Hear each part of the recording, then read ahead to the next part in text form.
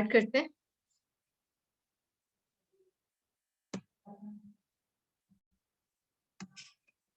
अच्छा जी, तो burns, basically burns globally are a major cause of morbidity and mortality.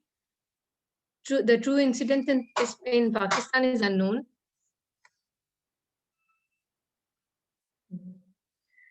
Pakistan का जो ट्रू इंसिडेंस है वो अननोन है because of lack of data, but according to the WHO, globally burns account for 265,000 deaths per year, or 2/3 of all those deaths are in the African, Eastern Mediterranean and Southeast Asian regions. तो पाकिस्तान भी इसी में fall करता है जिसमें majority of deaths होती हैं burn से. Burns, and these data also show that burns disproportionately affect the poor and vulnerable people all around the globe. A significant proportion of burns can be prevented by implementing good health and safety regulations, educating the public, and introducing effective legislations. Or it is the lack of these things that is the reason that burns are more common in our part of the world. Okay, so coming to the causes and types of burns.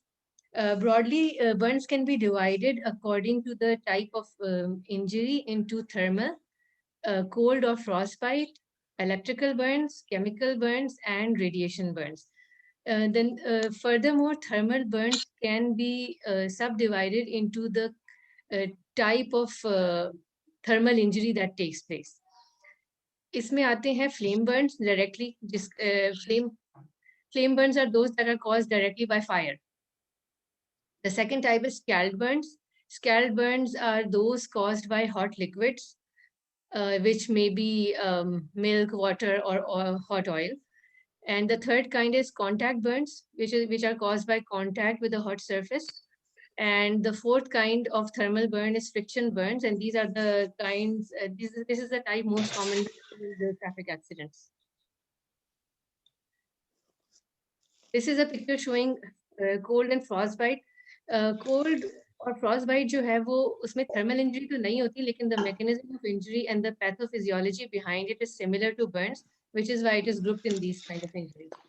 And then this is a picture of electrical injury, electrical burn injury. This is a picture of chemical burns, and this is a picture of radiation burns. हम इन सारों को अलग-अलग भी देखेंगे और इनके जो common pathways हैं उनको भी we will look into it. Okay. I think someone's mic is on. उसको बंद कर दीजिएगा. So the susceptible populations are children, elderly, epileptics, drug abusers and alcoholics, and industrial workers. अच्छा जी, burn classification. Burn classification को understand करने के लिए it's important that we know the anatomy of normal healthy skin. And if you look at this diagram where the pointer is, the skin is made up of epidermis. Then underneath the epidermis is dermis. Dermis की दो layers होती हैं, papillary dermis जो कि ज़्यादा superficial है और नीचे वाली जो reticular dermis होती है. Underneath the dermis is the subcutaneous tissue, and underneath that is muscle. Some regions it may be muscle, some regions it may directly be bone. Dermis की जो दो layers होती हैं, इसमें इसकी anatomy में ये important है कि most of the skin appendages are lying in the deeper layer of the dermis, which is the reticular dermis. इसमें hair follicles, nerve endings और sweat glands आते हैं. This is important because it has clinical implications. So burn injuries are classified as there are two ways of classification: first degree injury, second degree injury, and third degree injury. And the other is epidermal burns, superficial partial thickness, deep partial thickness, and full partial thickness. इस table में पता चलेगा कि कौन सा कहाँ coincide कर रहा है. तो बेसिकली जो epidermal burns हैं वो first degree burns होते हैं. It's the same category, and the only involved portion is the epidermis.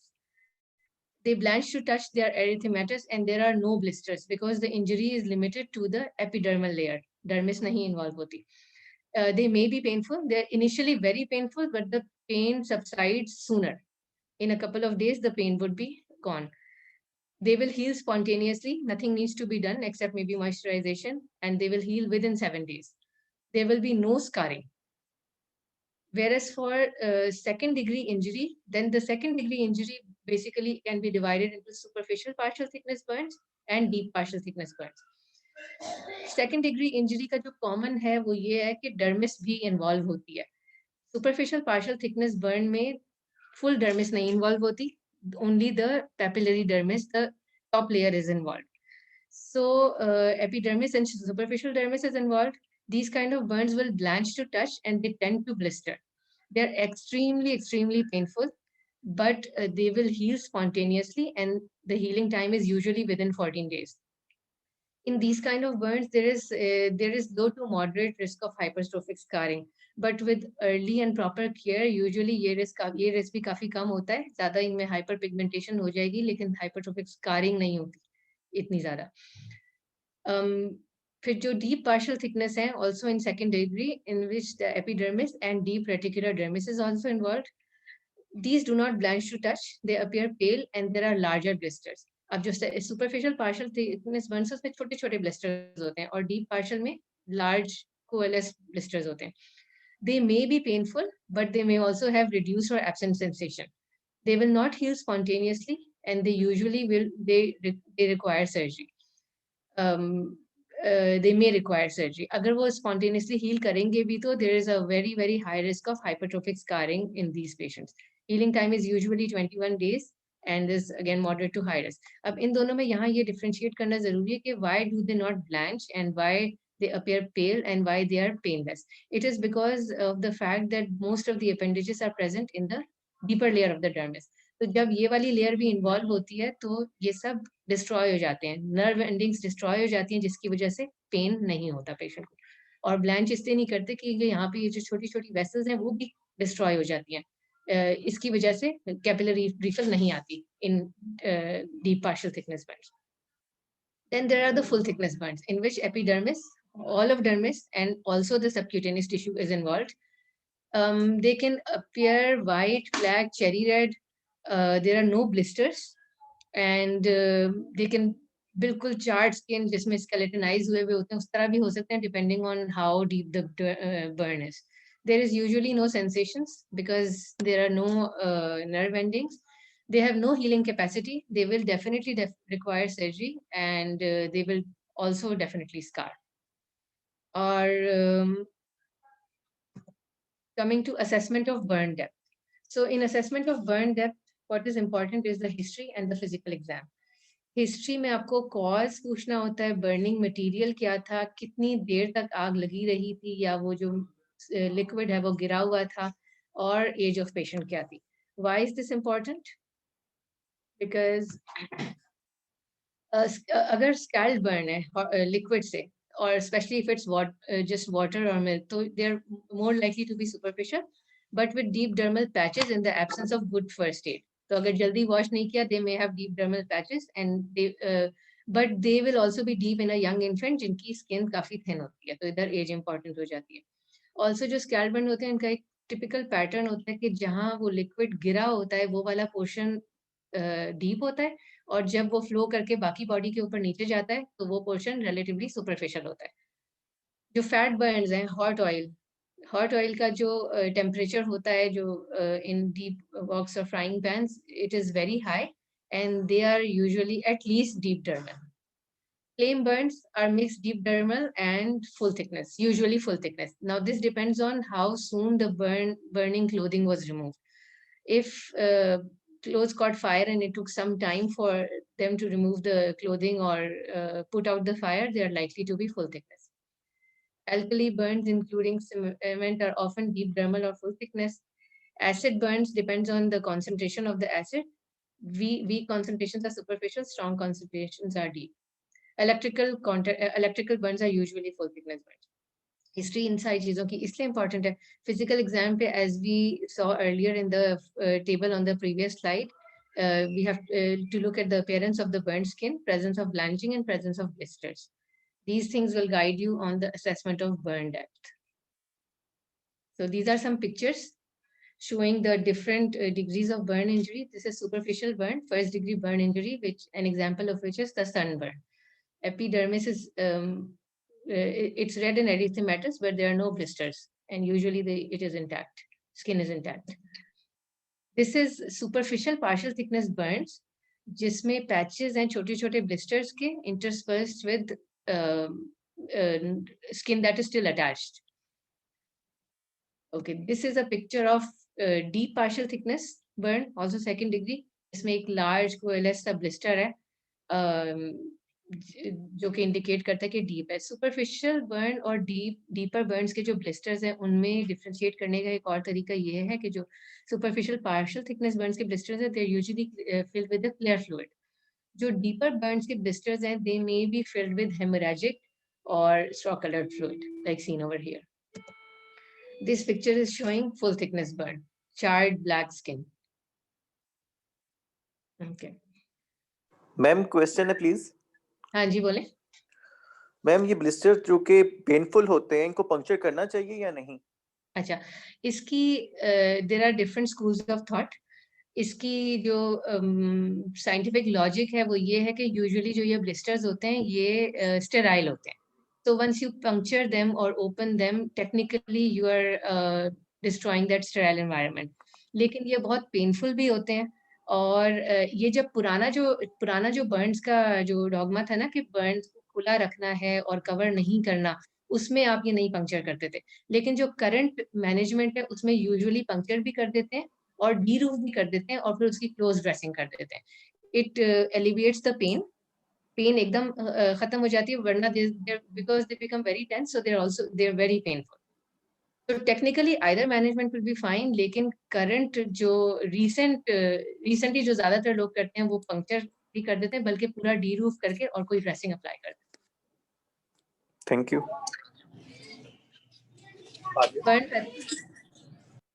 Shall we continue? Yes ma'am. Burn skin activates a variety of inflammatory cascades. The release of neuropeptides and the activation of complement are initiated by the stimulation of pain fibers and the alteration of proteins by heat. So these inflammatory factors alter the permeability of blood vessels such that intravascular fluid as well as large protein molecules escape with ease. So the overall effect in changes is to produce a net flow of water, solutes, and proteins from the intravascular to the extravascular space. So there is basically loss of intravascular volume. These changes occur over the first 36 hours after injury. And for burns more than 10 to 15% of total body surface area, this loss of intravascular fluid may result in circulatory shock. तो जो 10 to 15% से ज़्यादा होते हैं, अगर आप उनको कोई resuscitation नहीं करेंगे, ऐसे ही छोड़ देंगे, तो ये जो loss है, ये actually it can lead to circulatory shock. Furthermore, once the area increases to more than 25%, the inflammatory reaction causes fluid loss in vessels removed from the burn injury. तो ये इसमें ये बताने का मकसद है कि 10 to 15% में तो वो जो region है वही usually involved होता है. More than 25% में जो inflammatory reaction है वो इतनी widespread हो जाती है कि it affects those areas that are not directly involved with burn injury. तो वो एक volatile सा reaction इस तरह कर्व होता है कि the inflammatory reaction is more than the apparent burn of injury. This is why such importance is attached to measuring the total body surface area involved in any burn, because it would guide you towards the size of inflammatory reaction that is likely to occur and the amount of fluid that is needed to control or prevent that shock. Okay. Burn pathophysiology में एक और important concept है कि जो भी burn injury होती है उसमें 3 जोन्स होती हैं बर्न इंजरी की, और ये सेंटर से बाहर की तरफ जा रही होती हैं इन अ स्फेरिकल फैशन. तो जो सेंटर मोस्ट जोन है उसे कहते हैं जोन ऑफ कोएगुलेशन. उसके बाद आती है जोन ऑफ स्टेसिस और उसके बाद आती है जोन ऑफ हाइपरीमिया. ये जैक्सन मॉडल है बर्न इंजरी का, इसे जैक्सन मॉडल कहते हैं. अब जो जोन ऑफ कोएगुलेशन है वो इनर जोन है. It is area of cellular death. यहाँ पे ऑलरेडी सेल्युलर नेक्रोसिस हो चुकी है. रिससिटेशन करें ना करें, ये वाली जो जोन है ये it is gone. You are not going to revive it or save it. फिर जो second zone है वो है zone of stasis. This is the area surrounding the zone of coagulation. इसमें cellular injury हुई होती है but not cellular death. There is decreased blood flow and there is inflammation. This is the area that is potentially salvageable, and this is also the area that is susceptible to additional injury if not adequately resuscitated. इसके बाहर जो periphery वाली zone है वो zone of hyperaemia है. That is the peripheral area of burn. It is the area of least cellular injury and increased blood flow.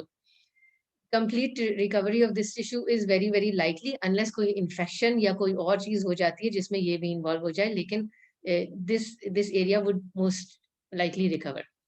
तो ये again this is the Jackson model showing कि आपकी ये जो injury है coagulation, stasis और hyperemia. If there is adequate resuscitation, तो जो zone of stasis है that is preserved. And agar there is inadequate resuscitation, the zone of stasis is lost and the zone of coagulation basically is increased. तो जो permanent damage है वो ज़्यादा हो जाता है अगर inadequate resuscitation हो. Okay.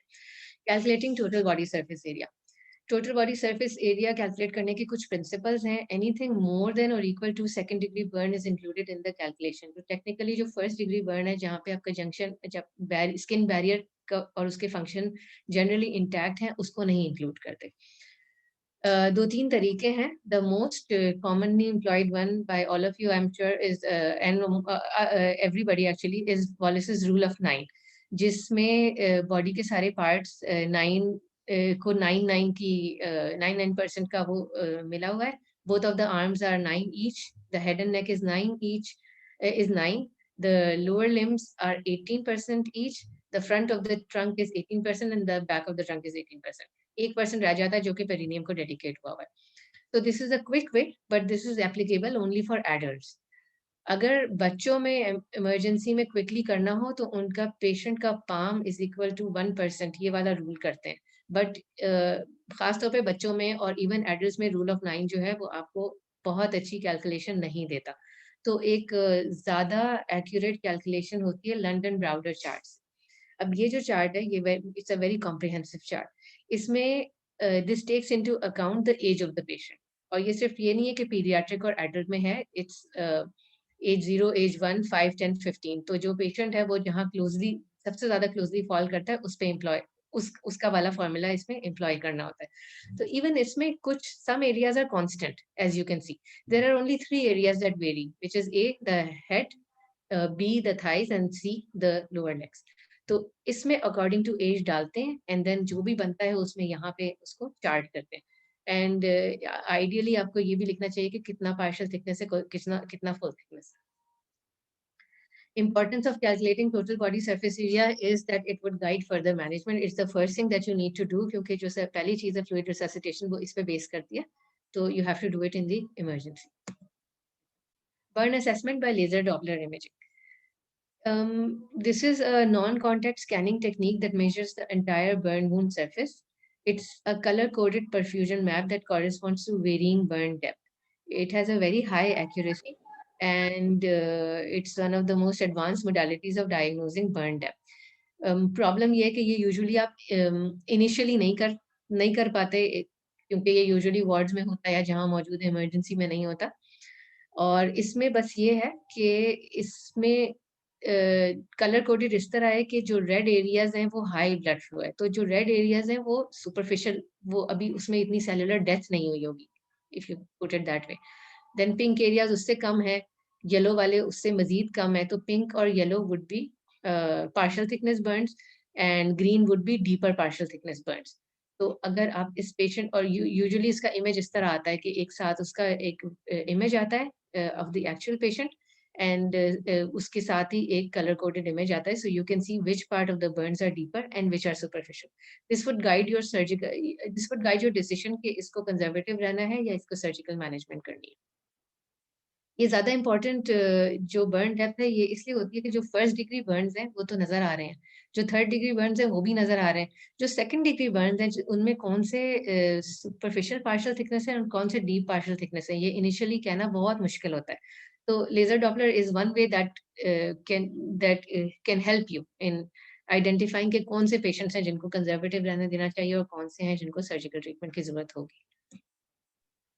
This is another image and this is actually followed on day 0. Mostly it's yellow and green.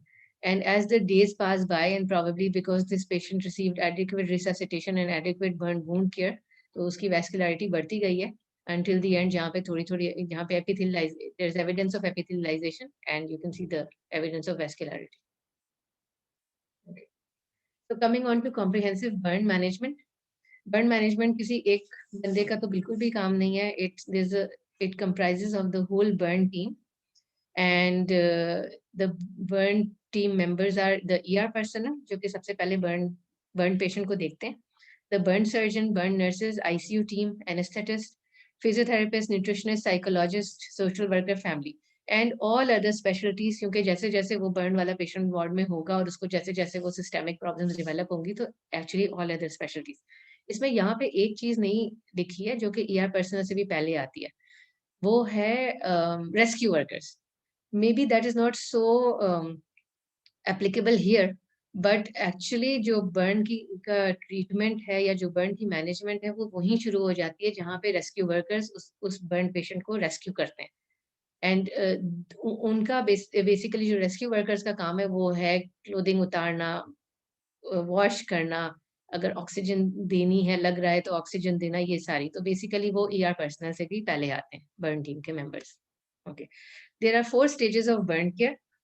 The first is the emergency management, second is inpatient care, third is surgical management, and fourth is rehabilitation. Emergency management में जो चीजें आती हैं वो हैं patient की initial assessment, resuscitation, the need for escharotomies because that is one aspect of surgical care जो emergency के अंदर आती है. Then criteria for admission to the burn unit. Once the patient is being deemed that he should be admitted to the burn unit, then comes the inpatient care. उसमें आएगी systemic care, nutrition, burn dressings. Surgical management में आती है excision and grafting, excision and the need for grafting, and rehabilitation which is a lifelong process. इसमें physiotherapy and contractual releases आते हैं. So we are going to look at all of them. Emergency management की जो initial assessment of the burn patient है, that follows the ATLS protocol and it is the same as for any other trauma patient, ABCD. बस इसमें एक F include हुआ है which is fluids, जिसमें सब हर तरह के ट्रॉमा में इंपॉर्टेंट होगा, लेकिन बर्न ट्रॉमा में फ्लूइड्स की importance supersedes any all others. As soon as the burn patient comes, the first thing to do is get the patient's vitals. उसकी 2 large bore IV lines पास करनी चाहिए और immediately fluid start कर देनी चाहिए before getting into the calculation business. और उसको एक Foley catheter पास कर देना चाहिए so that you can monitor urine output. The next step is estimation of total body surface area. The correct way to estimate this is to take that patient to an area where all the clothing can be removed and an initial wash can be done. उस initial wash के बाद total body surface area estimate होता है ताकि correct estimation. Ideally in burns more than 30% of CBP line should be pass ताकि उसकी fluid management ज्यादा अच्छी तरह मॉनिटर हो सके. रिससिटेशन का गोल है replace loss, maintain circulatory volume and prevent burn depth progression. Formal resuscitation is required in more than 15% burns in adults and more than 10% in children. The fluids that can be used are broadly categorized into colloids and crystalloids. So the common crystalloids are Hartmann's solution, which is ring lactate and hypertonic saline. Colloids का नुकसान ये है कि generally more volume is required, but ease of use ये है कि they are inexpensive and they're readily available.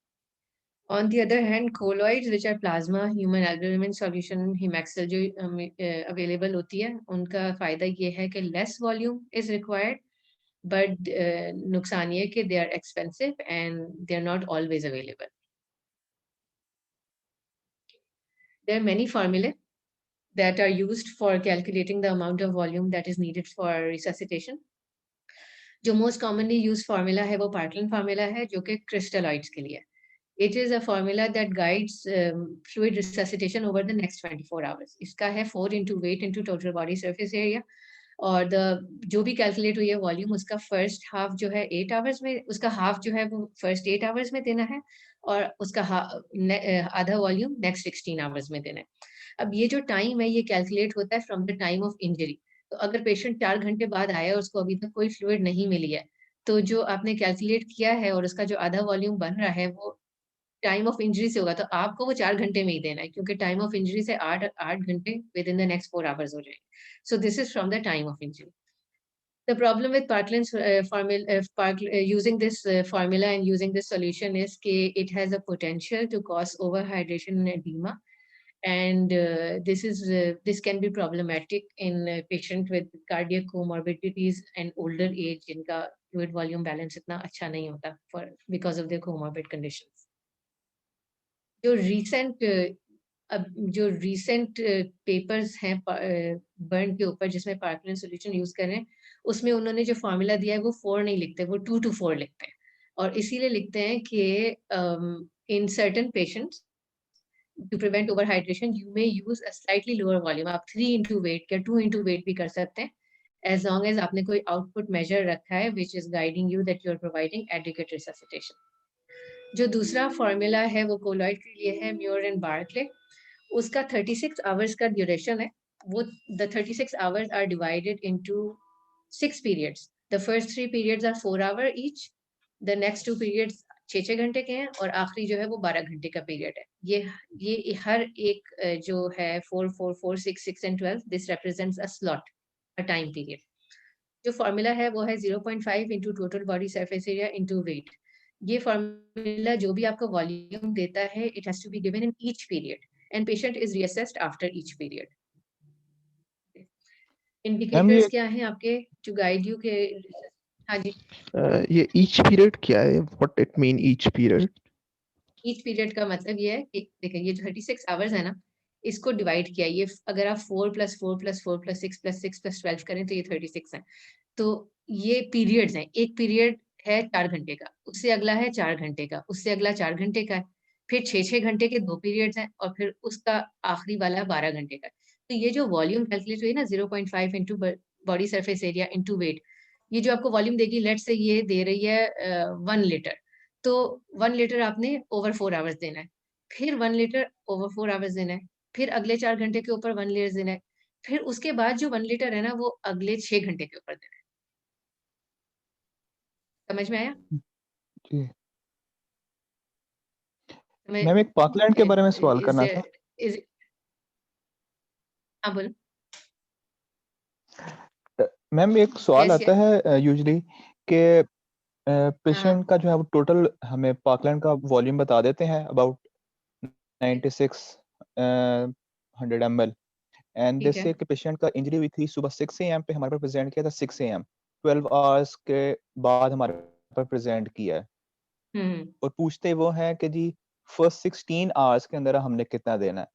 तो first 16 hours means के टाइम फ्रॉम इंजरी में हमने कितना देना है? 12 आवर्स गुजर चुके हैं. जी जी. असल में तो ये जो है ना आधा आधा, ये पहला तो फर्स्ट 8 आवर्स के लिए और नेक्स्ट 16 आवर्स. लेकिन अगर इस तरह का आपको क्वेश्चन आ रहा है तो वो ये पूछना चाह रहे हैं कि अब अगले 12 घंटे में आपने कितने देने हैं. मैम नेक्स्ट 16 आवर्स में 16 hours first ma'am 12 16 hours hours. नहीं it's not 12 first 16 hours, next 16 hours. 12 hours गुजर चुके हैं and they asked that what is the amount of fluid required for the next 16 hours.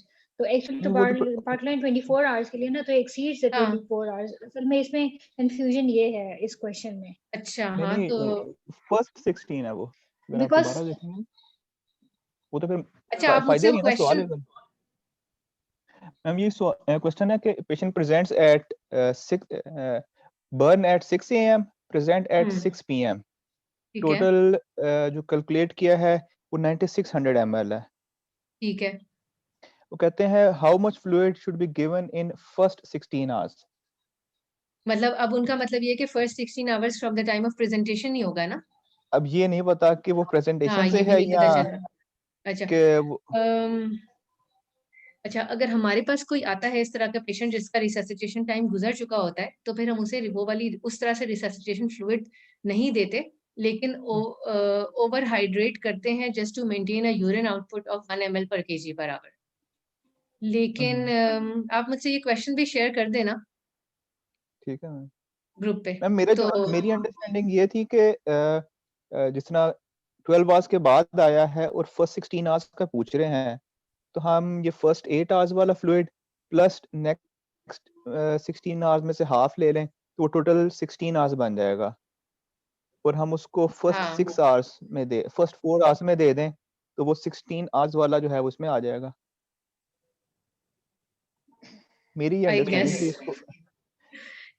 क्योंकि जो फॉर्मूला है उसके हिसाब से तो आधा आधा जा रहा है 8 आवर्स में, आधा जा रहा है 16 आवर्स में, बट ऑब्वियसली अब वो 12 घंटे गुजर चुके हैं, तो ये दिस शुड एक्चुअली, तो ये अपने सेकंड 16 जो 16 आवर्स है उसमें आ गया है। तो जो practically speaking what would happen is कि उसका जो आधा फ्लूइड है वो 16 आवर्स में जाना चाहिए।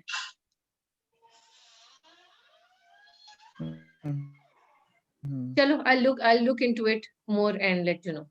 Excuse me, madam.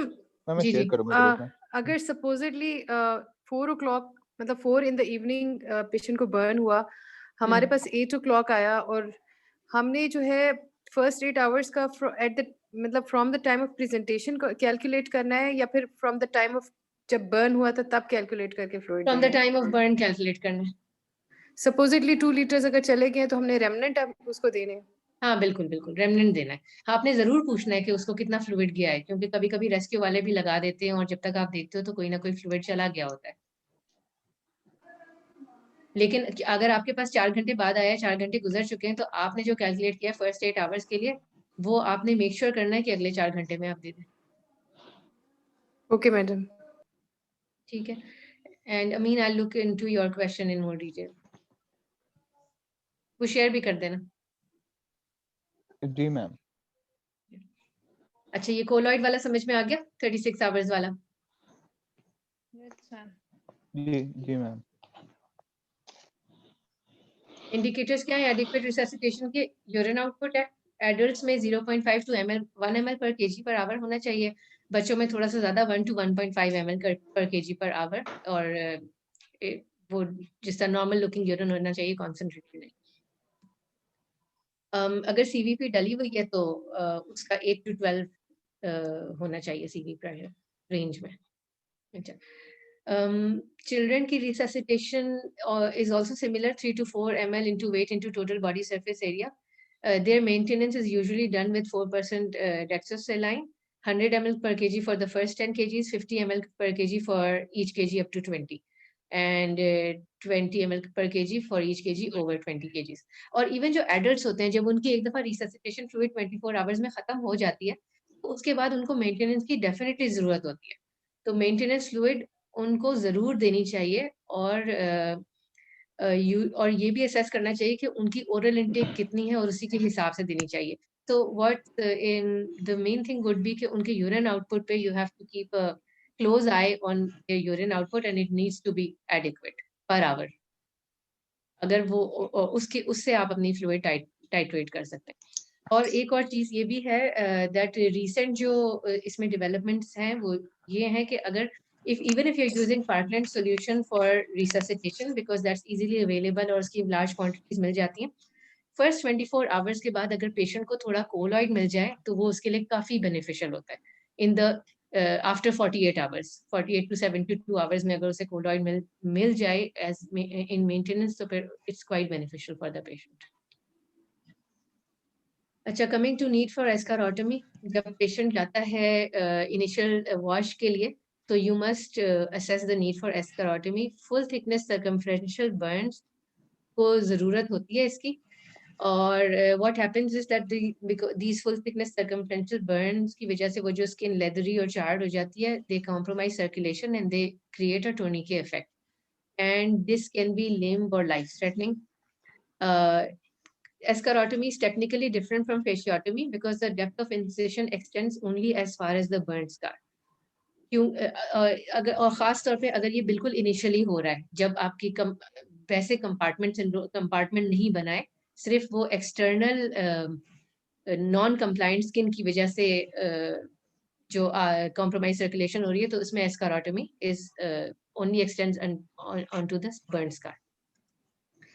Locations for escharotomy incisions: leg में, ये आर्म में, चेस्ट में इस तरह होते हैं, नेक में लैटरल साइड पे होंगे, और ये एक पिक्चर है उसकी। आप देखो कि जैसे ही वो इंसेशंस देते हैं तो बिल्कुल स्किन जो है वो स्प्रिंग बैक कर जाती है, शोइंग के वो कितना कंपार्टमेंट बन रहा था। ये आर्म के हैं, और ये फिंगर्स पे अगर देने हो तो इस तरह मिड लैटरल साइड्स में एस्कारोटमी इंसेशंस देते हैं। ओके, इमरजेंसी मैम एक मैनेजमेंट। क्वेश्चन है प्लीज। जी जी।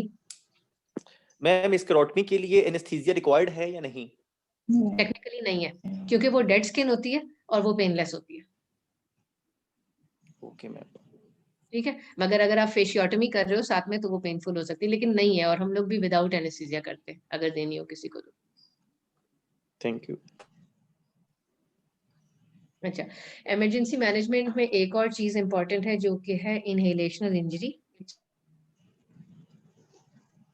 अ वेरी इंपॉर्टेंट एस्पेक्ट, क्योंकि इसकी यूजुअली ट्रीटमेंट फिर इमरजेंसी में ही स्टार्ट होती है। Inhalation injury, there are different mechanisms that inhalation causes injury. पहला ये है कि जो inhaled hot gases है, they cause supraglottic airway burns and laryngeal edema. ये तो उसके टेम्परेचर की वजह से हो गया। Then inhaled steam can cause loss of respiratory epithelium. अब जो steam है वो काफी नीचे तक चली जाती है और वो respiratory epithelium की denuding कराती है। जो inhaled smoke particles है, they can cause a chemical alveolitis and lead to respiratory failure. फिर चौथा पॉइंट ये है कि जो inhaled gases हैं, they can be poisonous such as carbon monoxide and they can cause metabolic poisoning. पांचवा aspect है लंग इंजरी या इनहेलेशनल इंजरी का, वो ये है कि full thickness burns to the chest can cause mechanical blockage to the rib movement. अच्छा, metabolic poisoning की एक दो बातें हैं कि there are many poisonous gases that can be given off in a fire. The most common one is carbon monoxide. और जो fires में this is the cause of a person being found with altered consciousness at the scene of a fire. तो इसका नुकसान Excuse सिर्फ me? यही। हाँ जी, एक क्वेश्चन है कि कार्बन मोनोऑक्साइड पॉइजनिंग की कितनी परसेंटेज ब्लड में लीथल है? ये है anything above 10% is dangerous and it needs treatment with pure oxygen, और अगर पहले ही वो 60% से ज्यादा होगी तो डेथ वुड अकर। इसकी जो कार्बन मोनोऑक्साइड की बाइंडिंग एबिलिटी है हीमोग्लोबिन को, वो 240 टाइम्स है। The affinity for haemoglobin is 240 times greater than oxygen, therefore it blocks the transport of oxygen. और इसको ये मेजर हो सकती है 10%, anything above 10% is dangerous and needs treatment. अच्छा, जब इनहेलेशनल इंजरी होती है तो उसको कैसे आपने पिक करना है? एक तो आपने हिस्ट्री पे कुछ चीजें होंगी और वो बेसिकली होगी क्लोज स्पेस फायर, कमरे के अंदर या किसी बंद जगह पे आग लगी हो और for some time the patient was inside and could not escape, and prolonged exposure to smoke. Examination पे बहुत सारे पॉइंट्स हैं, उनमें से जो मोटे मोटे हैं वो ये हैं कि hoarseness of voice, there soot in the mouth and nose, singed facial hair. इसका जो एब्सोल्यूट डायग्नोस्टिक मेथड है वो है ब्रोंकोस्कोपी पे, जिसमें suit on vocal cords is a short sign of inhalational injury. इसमें ये होता है कि you have to anticipate progression of edema. ये जो पेशेंट नजर आ रहा है, ये बिल्कुल ये टिपिकल फेजेस होते हैं इनके, कि लिप्स ये सारी रीजन swollen होता है. So you have to anticipate progression of edema and you have to keep a very low threshold for endotracheal intubation. अब एंडोट्रेकियल इंट्यूबेशन की भी एक दो पॉइंट्स हैं जो इधर बता देती हूँ कि एंडोट्रेकियल इंट्यूबेशन का रूट नेजल भी हो सकता है, ओरल भी हो सकता है, ट्रेकियोस्टमी भी हो सकती है। प्रेफर्ड नेजल है। जो पुराने कॉन्सेप्ट था वो ये था कि ट्रेकियोस्टमी टू मच हो जाती है और ट्रेकियोस्टमी की केयर वगैरह मुश्किल हो जाती है, लेकिन एक्चुअली ट्रेकियोस्टमी अगर अब वापस दोबारा से अब इस तरफ आ गए कि ट्रेकियोस्टमी जरा काफी लो थ्रेशोल्ड होता है और कर देते हैं। इसका फायदा ये है कि एक तो उससे एक ये आसानी हो जाती है कि पेशेंट को रिपीटेड एनेस्थीसिया वगैरह मिलना होता है, वो भी आसान हो जाता है। पेशेंट वैसे ट्रेकियोस्टमी तो होती है लेकिन उसका ओरल रूट फ्री होता है उसके खाने पीने के लिए, and because of better care now उसके कॉम्प्लिकेशंस काफी कम हो गए हैं। और एक और चीज ये है कि अगर लेरेंजियल इंजरी हो तो उसमें endotracheal intubation can worsen that trauma, और उसमें tracheostomy is a better choice. आखिरी है रेफरल क्राइटेरिया। इमरजेंसी मैनेजमेंट का आखिरी पॉइंट है referral criteria. More than 10% body surface area in less than 10 or more than 50-year-olds, more than 20% body surface area in other age groups. See, ये overall है। Serious threat of function or cosmetic impairment. तो अगर if the burn is involving the face, hands, feet, genitalia or major joints, so that is also another criteria for admission. More than 5% of third-degree burns, circumferential burns, inhalation injury, any kind of electrical high voltage electrical burns, significant chemical burns, and if there is concomitant trauma. तो ये सारे जो हैं ये referral criteria हैं. और pre-existing medical conditions, comorbids. Ma'am referral means referral to burn department. हाँ, असल में रेफरल टू बर्न, असल में यहाँ पे तो उस तरह से बर्न सेंटर्स नहीं है. यूजुअली आपके हॉस्पिटल के किसी डिपार्टमेंट के साथ ही बर्न सेंटर होता है. तो yes, it would be referral to burn centre, admission in a burn centre. Excuse me madam. हाँ जी. मैडम क्वेश्चन है एक हमारा. मैडम ये आपने कहा कि ट्रेकियोस्टोमी जो है नाउअडेज प्रेफर, तो ये बेली में एक लिखा हुआ है कि अगर, और क्वेश्चन भी एक ऐसा आया है कि अगर फेल्ड हो जाती है, इंट्यूबेशन कर रहे हैं, फेल हो गई, उसके बाद नेक्स्ट स्टेप में वो उन्होंने ऑप्शन दिए थे कि क्रिकोथायडोटमी और ट्रेकियोस्टोमी, मगर क्रिकोथायडोटमी में भी उन्होंने एक नीडल क्रिकोथायडोटमी दिया था और दूसरा सर्जिकल क्रिकोथायडोटमी, और बेली में लिखा हुआ है कि क्रिकोथायडोटमी लिखा हुआ है सिर्फ. तो ये भी लिखा हुआ है बेली में, मतलब फेल्ड इंट्यूबेशन के बाद. तो ये यहाँ पर तो कंफ्यूजन है. ये आपने तो ट्रेकियोस्टोमी कहा है, तो नहीं, मैंने आपको ये लिखा है कि ट्रेकियोस्टोमी प्रेफर्ड है. ट्रेकियोस्टोमी के कुछ फायदे हैं जो कुछ until some time ago उसमें ये था कि ट्रेकियोस्टोमी इज टू मच, कि आप एंडोट्रेकियल इंट्यूबेशन कर दें. लेकिन दो चीजें, एक तो ये कि अगर तो लेरिंजियल इंजरी है, लेरिंजियल एडीमा है या लेरिंजियल बर्न है, तो जब आप इंट्यूबेशन करते हैं ना, तो वो इंजरी फर्दर वर्सन होने के चांसेस होते हैं.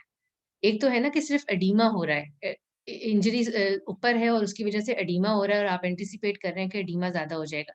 एक ये है कि आपकी डायरेक्ट लेरिंजियल एरिया जो है वो सारा बर्न हो गया हुआ है, तो उसमें जब आप इंट्यूबेशन करते हैं तो वर्सन होने के चांसेस होते हैं. तो उसमें अगर आप एंटिसिपेट कर रहे हैं कि वो उस तरह की इंजरी होगी, तो आप ट्रेकियोस्टोमी पहले ही कर देते हैं. वैसे तो आपकी एंडोट्रेकियल इंट्यूबेशन ही प्रेफर्ड है, लेकिन कहने का मकसद ये है कि पहले बिल्कुल ही नहीं करते थे, लेकिन अब जरा फ्रीली इसलिए भी कर देते हैं. उसका एक और भी फायदा है कि एक तो उसकी रिपीटेड, अगर उस पेशेंट को बाद में बार बार उसकी जीए मिलना है, सर्जरी होनी है, तो वो भी आसान हो जाता है कि बार बार उसको उस तरह से इंट्यूबेट नहीं करना पड़ता. और क्योंकि उसका केयर वो प्रोलॉन्ग टाइम के लिए आप छोड़ सकते हैं. तो क्योंकि अगर आपने ईटीटी पास की हुई हो तो उसमें आप यूजुअली थोड़ा सा आपका उसको रिमूव करने का टाइम होता है, आप चाहते हो कि जरा जल्दी रिमूव हो जाए. मगर अगर आपने ट्रेकियोस्टोमी की हुई हो तो थोड़ा सा आप 1-2 हफ्ते के लिए उसे छोड़ सकते हैं. मैडम मेरा मतलब क्वेश्चन का जो आप क्वेश्चन जो ये है कि अगर इंट्यूबेशन कर रहे हैं टाइम पेशेंट, मतलब ये कि एयरवे मैनेज कर रहे हैं, उसमें ट्रेकियोस्टोमी और अपना इंट्यूबेशन फेल हो गई है फर्स्ट टाइम, मतलब इंट्यूबेशन कर रहे थे अब नहीं हो पाई, तो अब पेशेंट बाद ट्रेकियोस्टोमी करेंगे तो टाइम तो बहुत लगेगा. ट्रेकियोस्टोमी में तो टाइम लगेगा थोड़ा बहुत, तो इसमें क्रिकोथायडोटमी का मतलब मसला आ रहा है कि क्रिकोथायडोटमी जो है वो करेंगे. हाँ, अगर पेशेंट देखें, दो चीजें हैं. एक तो पेशेंट की कंडीशन ऐसी है कि आपको फॉरन एयरवे प्रोवाइड करना है, तो उसमें तो आप क्रिकोथायरॉयडोटमी ही करेंगे ना, क्योंकि वो आप इमीडिएटली कर पाएंगे. हाँ, लेकिन अगर आप थोड़ा सा लेकिन आप थोड़ा सा प्लान कर रहे हैं काम, कि आप सिर्फ एंटिसिपेट कर रहे हैं कि ये वर्सन हो जाएगा और उसका केयर आसान हो जाएगा, फिर आप उसमें ट्रेकियोस्टोमी करेंगे. अच्छा मैडम, ये नीडल क्रिकोथायडोटमी या सर्जिकल क्रिकोथायडोटमी, क्योंकि ये भी उन्होंने अलग अलग करके दिया थे ऑप्शंस में. ये भी अलग अलग करके दिया हुआ है. जी क्वेश्चन में यही था, थोड़ा सा यही मसला हो रहा है कि वो नीडल क्रिकोथायडोट बर्न का पेशेंट ही है, बर्न का पेशेंट था, मगर उसमें जो है ना नीडल क्रिकोथायडोटमी भी दिया ऑप्शन और सर्जिकल क्रिकोथायडोटमी. तो अब उसमें जो यही बेली में भी ये है लिखा, मगर उन्होंने सिर्फ क्रिकोथायडोटमी लिखा हुआ है. तो ये सर्जिकल या नीडल नहीं लिखा है. नहीं ये नहीं लिखा. चलिए, फिर ये स्पेसिफिक आंसर फिर मैं आपको पता करके दूंगी कि नीडल करनी चाहिए. मेरा अपना ख्याल है कि सर्जिकल करनी चाहिए, लेकिन I will get the answer for you, exact answer. Ma'am needle ज्यादा टाइम बचाएगी व्हाइट बोर्ड पेज के साथ. ये वैसे मैम एटीएलएस की जो है 9th एडिशन, उसमें सर्जिकल क्रिकोथायरॉयडोटमी है. सर्जिकल है ना. अच्छा ठीक सर्जिकल है. आई थॉट एज वेल कि सर्जिकल इज डेफिनेट. ठीक थैंक यू. चलो, इट्स अ गुड थिंग कि ये डिस्कस हो गया. एनीवे, सेकंड स्टेज पे बात करें इन पेशेंट केयर की. जी मैम. इन पेशेंट केयर में फिर वो है कि इमरजेंसी जब शिफ्ट हो गया है तो फ्लूइड रिप्लेसमेंट कंटिन्यू होगी, ये बात हमने कर दी है. पेन कंट्रोल, पेन कंट्रोल इनमें प्रॉपर करते हैं, you have to keep them pain free, क्योंकि pain is again something that would incite an inflammatory response. और इन्फेक्शन कंट्रोल का इनमें बहुत ख्याल रखना पड़ता है. It's very important to know कि जो फर्स्ट 72 आवर्स हैं उनमें यूजुअली बर्न वुंड स्टेराइल होते हैं. आफ्टर 72 आवर्स उसमें infection, deeper penetration of micro organism होने के चांसेस होते हैं और इन्फेक्शन सेट होने के चांसेस होते हैं. तो यूजुअली जब जैसे ही पेशेंट आता है फर्स्ट डे पे, आप जरूरी नहीं है कि उसको एंटीबायोटिक्स वगैरह स्टार्ट करें, there is no need for it, क्योंकि वो अभी तक कोई उसको सिस्टेमिक एंटीबायोटिक्स की जरूरत नहीं होती. फिर आ जाता है systemic care. Systemic care basically means के all systems may be involved with that inflammatory response of a burn injury, so you have to take care of all the systems. But specifically कुछ चीजें हैं कि GI prophylaxis देनी होती है, क्योंकि इन patients में कर्निंग अल्सर बन जाते हैं और रीनल इंजरी बहुत कॉमन है, और which is why prolonged Follies और यूरिन आउटपुट मेंटेन करने की और फ्लूइड रिससिटेशन की ज़रूरत है.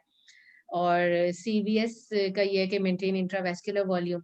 सबसे ज़्यादा कॉम्प्लिकेशंस इनमें पल्मोनरी होते हैं. अब एक तो चीज़ है ना कि इनहेलेशन इंजरी के पल्मोनरी कॉम्प्लिकेशंस है. एक ये भी है कि वो because of the burn and because of the trauma उसके, or because of being bed bound and not being able to walk, वो pulmonary complications are quite common. तो एक तो pulmonary edema भी prevent करना है, atelectasis भी prevent करना है, और इन सब में physiotherapy और adequate fluid resuscitation is needed.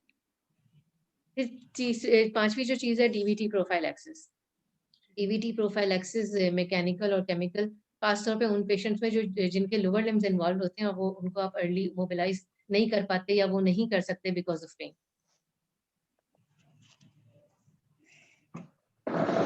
Nutrition is another thing that is important. It's उसका रोल भी बहुत ज्यादा इम्पोर्टेंट है. जो बर्न है, बर्न पेशेंट्स को एक हाइपर मेटाबॉलिक और हाइपर कैटाबॉलिक स्टेट में होते हैं.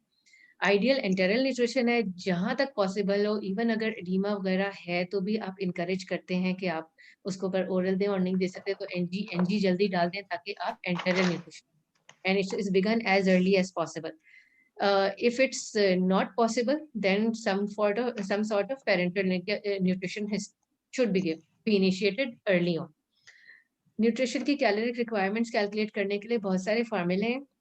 जो दो मोस्ट कॉमनली यूज हैं वो है एक क्रेडी फार्मूला जो कि स्पेसिफिक फॉर बर्न्स है, और एक हैरिस बेनेडिक्ट फार्मूला जो कि एनी काइंड ऑफ इंजरी के लिए एप्लीकेबल है. उनके ये दो हैं. जो the Curreri formula is different from for adults and for children. ये यहाँ पे दिया हुआ है कि आपने किस तरह कैलकुलेट करनी है उनकी डेली कैलोरिक रिक्वायरमेंट. जो हैरिस बेनेडिक्ट है वो basically basal energy expenditure calculate करती है मेन और विमेन में, और उसको फिर डिफरेंट इंजरीज के डिफरेंट मल्टीप्लिकेशन फैक्टर्स हैं. तो जो मेजर बर्न्स हैं उनका 2.1 है मल्टीप्लिकेशन फैक्टर. तो ये जो भी बेसल BE की कैलकुलेट हुआ है उसको 2.1 से मल्टीप्लाई करें, so that would give you the caloric requirement according to the Harris Benedict. फिर आती है बात बर्न ड्रेसिंग्स की. Burn dressings prevent infection, they absorb exudate and they encourage epithelialization. बहुत सारे एजेंट्स हैं. सबसे ज्यादा मोस्ट कॉमनली यूज जो हर इमरजेंसी में होता है वो है क्वेंच क्रीम, जो सिल्वर सल्फर डाइजीन होती है. उसका फायदा है वो ब्रॉड स्पेक्ट्रम है, स्ट्रेप और स्टैफ के अगेंस्ट एप्लीकेबल है और सूदिंग एप्लीकेशन होती है. कौन सी है कि it does not penetrate eschar, it actually forms a pseudo eschar. तो अगर आप हर दिन नई लेयर लगा रहे हो तो बेसिकली वो लेयर बढ़ती जा रही है without really reaching the burn wound. cannot be given in patients with sulfur allergy. फिर मेफेनाइड है, it penetrates eschar और suppurative chondritis जो ईयर के बर्न्स में होती हैं उसमें ये it's very useful. इसकी एप्लीकेशन पेनफुल होती है, may cause metabolic acidosis. Then there's silver nitrate, painless on application but it stains everything, और usually फिर आप फेस पे नहीं देना चाहते. म्यूपिरोसिन effective against MRSA जो इसका added advantage है. ये तो हैं जो यूजुअली जो ऑइंटमेंट्स जो हम लगाते हैं. इसके अलावा बहुत सारी खासतौर पे रिसेंटली बर्न की ड्रेसिंग्स आ गई हैं, सिंथेटिक ड्रेसिंग्स, और उनके बहुत सारे फायदे हैं. एक फायदा ये है कि they decrease pen associated with dressing changes, क्योंकि मोस्ट ऑफ दीज ड्रेसिंग अगर आपको ये वाली ना हो तो आपको बर्न की ड्रेसिंग्स रोजाना करनी पड़ती हैं जो आप उनसे सिल्वर सल्फर डाइजिंग वगैरह से करते हैं. मगर इनमें से बहुत सारी ड्रेसिंग्स ऐसी हैं जो अच्छा खासा एक्सुडेट एब्जॉर्ब कर लेती हैं, एंड उनकी you can leave them in for 3 days 4 days 5 days depending on their exudate absorption capability. Because of those dressing changes वो पेन कम होता है, तो पेशेंट का वैसे ओवरऑल इम्प्रूवमेंट जल्दी आती है, और दे improve healing times, decrease out patient appointments. अगर तो कोई जब पेशेंट को डिस्चार्ज कर, आप उसको उस पर डिस्चार्ज कर सकते हैं अगर बाकी सारी चीज़ें उसकी सॉर्ट आउट हो गई हैं। और टेक्निकली वो ओवरऑल कॉस्ट लोअर करती हैं, बिकॉज उनकी रोजाना की ड्रेसिंग चेंजेस नहीं हो रही, उनको बार बार थिएटर नहीं ले जाना पड़ रहा। उनको अक्सर जो लार्ज ड्रेसिंग वाले पेशेंट्स होते हैं उनको जीए में ड्रेसिंग चेंजेस करनी पड़ती है। तो if you can decrease the number of times that the patient needs to be taken to the theatre, तो फायदा ही है। अर्ली ड्रेसिंग जो यूज होती है वो बायोब्रेन, जेलेनेट, सिल्वर, एल्जिनेट, एक्वासेल है। लेटर जो कुछ दिनों के बाद जो वूंड, जिस तरह के वूंड बन जाते हैं उसमें एल्जीबॉन और हाइड्रोकोलाइड आती है। इनकी और भी बहुत सारी हैं, और इसमें बेसिकली ये इस तरह डिवाइड होती है कि low absorption capability, medium absorption capability and highly absorbent, और depending on the type of burn आप उनको देते हैं। बस इनका डिसएडवांटेज ये है कि वो they are quite costly. Overall cost बेशक कम हो, लेकिन जब ड्रेसिंग यूज हो रही होती है, पेशेंट को सॉल्व होती है, तो वो कॉस्ट।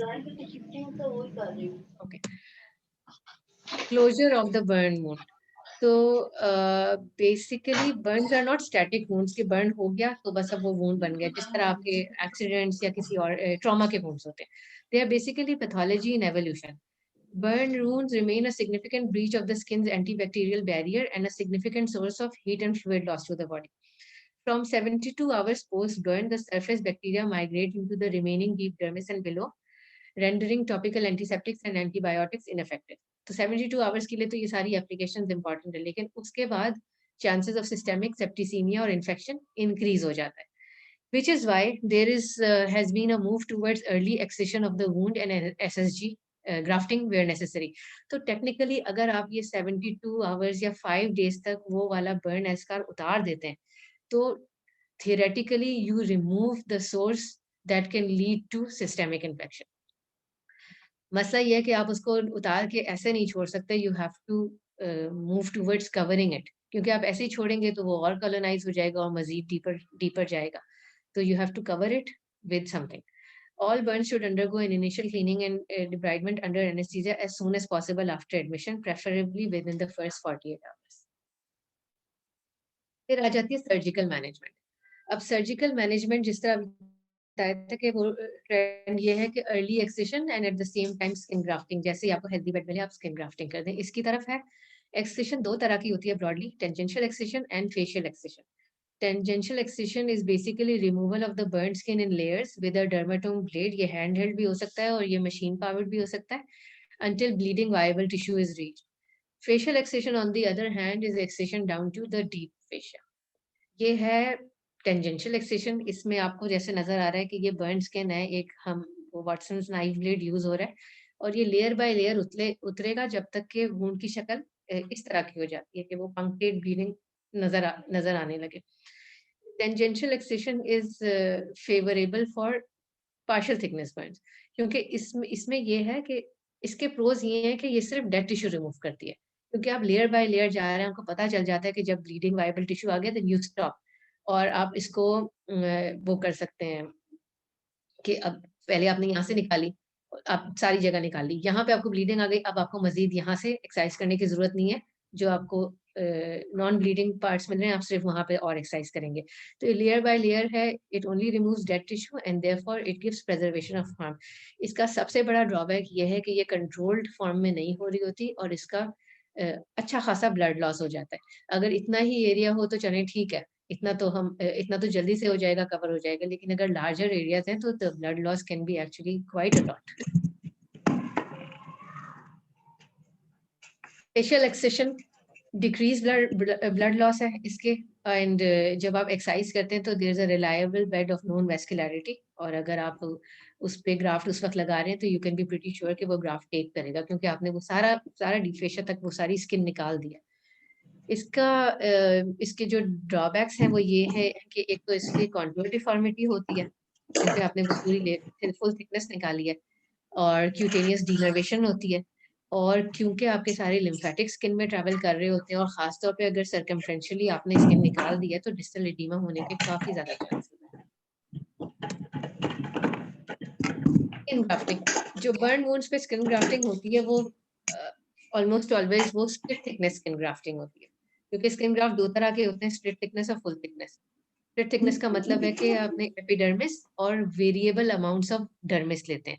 जो बर्न के लिए आप स्किन ग्राफ्ट करते हैं उसमें आप thin, you preferably want to apply thin skin graft, और उनको भी मैश करके अप्लाई करते हैं 1:4, बिकॉज उसी पेशेंट का लेके लगा रहे हैं and there is usually limited donor area, so you want to mesh it to increase the surface area of the graft, ताकि कम ग्राफ्ट से ज्यादा एरिया हो।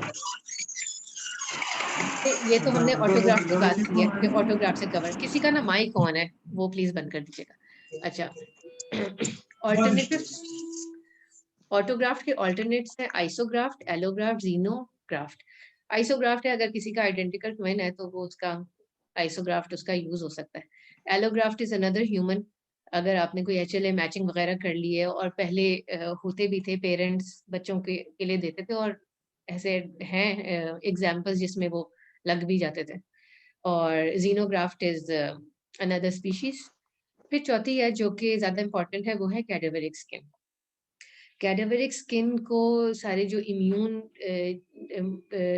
वो वाली चीजें होती हैं जो इम्यून रिएक्शन कर सकते हैं, उससे डिन्यूट करके जो मिलती है, इट लुक्स लाइक दिस, छोटी छोटी पीसेस में आती है।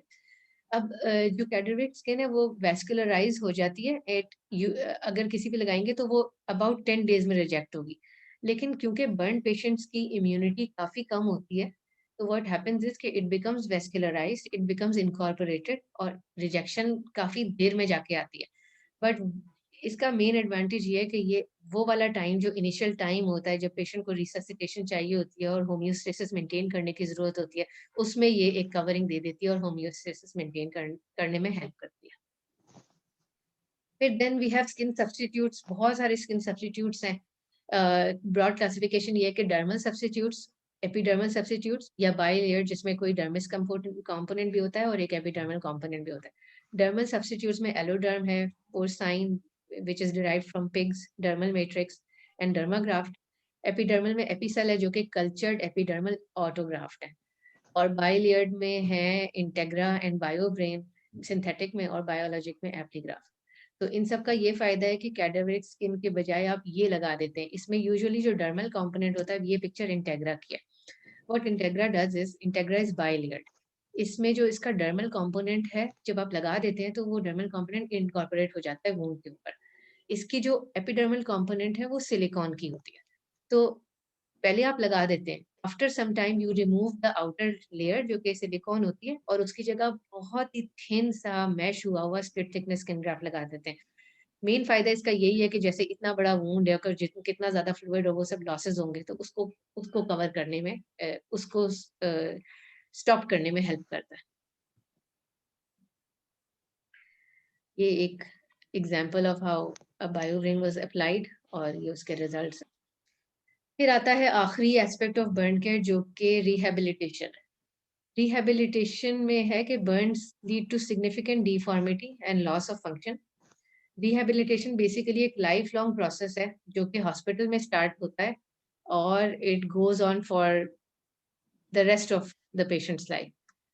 इसमें इस तरह के contractures, deformities, hypertrophic scars, keloids, ये सब चीजें इसकी पोस्ट बर्न डिफॉर्मिटीज में शामिल है, and they can cause significant loss of function. Okay, physiotherapy started before discharge. Physiotherapy start हो जाती है जब पेशेंट एडमिटेड होता है। उसकी स्प्लिंटेज और फिजियोथेरेपी वहीं पे शुरू होती है, क्योंकि एक दफा अगर शुरू में स्प्लिंट नहीं लगता है तो वो कॉन्ट्रैक्चर्स उसी वक्त बनना शुरू हो जाते हैं। 2-3 हफ्ते में ही पेशेंट्स के जो वो होते हैं आर्म्स वगैरह, फ्लेक्सर सर्फेसेस पे कॉन्ट्रैक्चर्स बन जाते हैं। So technically it should be started with in the hospital and continued at home. It's reinforced at every follow-up visit, and adequate physiotherapy would limit the functional disability and it would decrease the need for further surgeries. Late surgeries ज़्यादातर contracture releases के लिए होती हैं, और contracture release होता है, contracture release with Z-plasty भी हो सकता है। contracture release करके full thickness या split thickness skin grafts लगाते हैं, या कुछ जगहों में जहाँ पे आपके important structures एक्सपोज होने के चांसेस हों, या कुछ ऐसी जगह जहाँ पे दोबारा कॉन्ट्रैक्चर्स बनने के चांसेस हों, वहाँ पे आप वेल वेस्कुलराइज्ड फ्लैप्स लगा देते हैं। तो ये कुछ एग्जांपल्स हैं फिंगर के कॉन्ट्रैक्चर के। ये वाला रिलीज हुआ है और उसके ऊपर ग्राफ्ट लगा हुआ है। इस फिंगर का रिलीज हुआ है Z-plasty से, और इस वेब का भी Z-plasty से रिलीज हुआ है। ये एक नेक कॉन्ट्रैक्चर रिलीज हुआ है, उसके ऊपर जो नेक का मोबाइल वाला पोर्शन है उसके ऊपर फ्लैप लगाया हुआ है और नीचे वाले पोर्शन में ग्राफ्ट लगाया हुआ है। Follow up is lifelong. Physiotherapy और scar management starts very early. जो सारे बर्न स्कार्स हैं they are very prone to hyperpigmentation, तो आपको उनको पहले ही कह देते हैं कि एक तो उनकी स्कार मैनेजमेंट का एक बहुत बड़ा पार्ट होता है UV ultraviolet blockade in the form of sunscreen and in the form of mechanical blockade. और सिर्फ वो ये कर लें तो हाइपर पिगमेंटेशन में काफी फर्क पड़ जाता है। और physiotherapy with the use of silicone based gels would prevent hypertrophy and scarring. और इनको हम जो देते हैं वो होते हैं स्पेशल गारमेंट्स, कंप्रेशन गारमेंट्स भी prevent the development of hypertrophic scars and keloid scars. वो कस्टम मेड होते हैं यूजुअली पेशेंट की मेजरमेंट्स लेके, और वो सिंपल भी हो सकते हैं और कुछ ऐसे भी हो सकते हैं जो अंदर से लाइंड होते हैं सिलिकॉन से। Silicon is a scar modulator. उसके बर्न्स हर तरह के स्कार में, लेकिन खासतौर पे बर्न स्कार्स में बहुत अच्छे रिजल्ट्स भी हैं, बहुत यूजफुल भी है। तो उस इंसर्ट्स के अंदर सिलिकॉन की शीट्स लगी हुई होती हैं और काफी रिमार्केबल उनके आउटकम्स होते हैं। फॉलो अप में there is assessment of need for further surgeries. जैसे ही कॉन्ट्रैक्चर बनने शुरू हों और before they become very debilitating, आप उसको पहले ही सॉर्ट आउट कर लें। The goal of follow up is successful integration of the burn patient into society. इसके अभी इन चीजों के बारे में कोई क्वेश्चंस हैं? क्योंकि इसके बाद थोड़ा सा बहुत ज्यादा डिटेल में तो नहीं है, लेकिन there is a little bit of few slides each on electrical burns and frostbite and chemical burns. जी मैडम क्वेश्चन I है। have yes madam. जी मैडम ये नेक का जो कॉन्ट्रैक्चर है इसमें मोस्ट कॉमनली यूज्ड प्रोसीजर कौन सा है to release the contracture? Graft है या फ्लैप्स हैं या वो रिलीज Z-plasty? अच्छा, मोस्ट कॉमनली यूज्ड या इसमें कोई क्वेश्चन में ऐसे आया है इस तरह, तो उसमें ये तीनों ऑप्शन हैं जो आपने बताए मुझे हैं। आपके उस वाले क्वेश्चन का पता है एक्चुअली, क्योंकि प्रीवियसली भी पूछा था। वो क्वेश्चन ना बहुत it doesn't give any details of the neck contracture. हम लोग जो है नेक कॉन्ट्रैक्चर को 3 ग्रेड्स में डिवाइड करते हैं ना, माइल्ड, मॉडरेट। एक जी चीज होती है कॉन्ट्रैक्चर बैंड, जिसमें बाकी जी आसपास की स्किन सारी ठीक होती है, बीच में एक बैंड जा रहा होता जी है। इस तरह के ओके जो कॉन्ट्रैक्चर बैंड्स होते हैं ना, they are ideally treated with Z-plasties, एक हो या दो हो या तीन हो, ठीक है। ठीक और ठीक जो वाइड स्प्रेड कॉन्ट्रैक्चर्स होते हैं उनको जब रिलीज करते हैं तो फिर उनको पूरा रीसर्फेसिंग की जरूरत होती है। रीसर्फेसिंग आप ठीक ग्राफ्ट से भी कर सकते हैं, फ्लैप से भी। आइडियली जो ट्रेडिशनल टीचिंग है ना, उसमें ये है कि नेक के कॉन्ट्रैक्चर्स को फ्लैप से कवर करना है, फ्लैप्स है। अच्छा ठीक है। तो जो आपका सवाल है वो एक्चुअली किसी ने लास्ट टाइम पूछा था, तो फिर मैंने देखा था प्रोबेबली जो आपसे पूछने की कोशिश कर रहे हैं वो जो आंसर चाहते हैं एटलीस्ट वो यही होगा कि वो फ्लैप है। शायद क्वेश्चन में थोड़ी सी और डिटेल्स हो जो इनमें यहाँ पे नहीं है, लेकिन अगर वाइड स्प्रेड नेक कॉन्ट्रैक्चर है और आपके पास 2 ऑप्शन हैं तो फिर आप फ्लैप दोगे। लेकिन एट द सेम टाइम जो मोस्ट कॉमनली डन प्रोसीजर है वो ये है कि रिलीज करके ग्राफ्ट कर देते हैं। ठीक है, थैंक यू मैम क्वेश्चन है प्लीज। जी मोस्ट कॉमन ऑर्गेनिज्म बर्न में कौन सा होता है मैडम? मोस्ट कॉमन ऑर्गेनिज्म जो स्किन के नॉर्मल फ्लोरा होते हैं, स्टेफ और स्ट्रेप। मैम सूडोमोनास नहीं होता? सुडोमोनास मोस्ट कॉमन नहीं होता, लेकिन अगर होता है तो खतरनाक बहुत होता है। मैम अर्ली कौन सा होगा? जी अर्ली मतलब के बर्न में कौन सा इन्फेक्शन होता है? माइक्रोऑर्गेनिज्म कौन सा कॉज कर रहा होता है? देखिए ना, जो अर्ली बर्न है उसमें वही होंगे जो नॉर्मल स्किन के कॉलोनाइजर्स हैं, स्टेफ और strep. Yes ma'am, thank you. हाँ मैम मोस्ट कॉमनली ये भी क्वेश्चन आया कि most common cause of morbidity in lung injury, उसमें अपर एयरवे, लोअर एयरवे और केमिकल एल्यूलाइटिस। तो इसमें most common cause of morbidity ये पूछा है। Most common cause of morbidity upper airway, lower airway and chemical alveolitis. जी हाँ, ये इसमें कौन सा मतलब लंग्स को ज्यादा अफेक्ट कौन सा करेगा? इसमें क्वेश्चन यानी ये था कि हाउ टू डायग्नोस, क्योंकि ये इनहेलेशनल इंजरी है ना इसका, तो यानी अपर हॉट केसेस, स्मोक, और ये हाउ टू डायग्नोस। क्वेश्चन आया था क्या young female which is trapped in the kitchen. तो स्पेस ऑक्यूपाइड में अंदर एक हो रहा है ना, तो फ्लेम उसकी वजह से जो है ना अपर airway injury is the most common cause of the morbidity. ये क्वेश्चन था, तो हाउ टू क्वेश्चन अच्छा डायग्नोस वो फ्लेम बर्न था।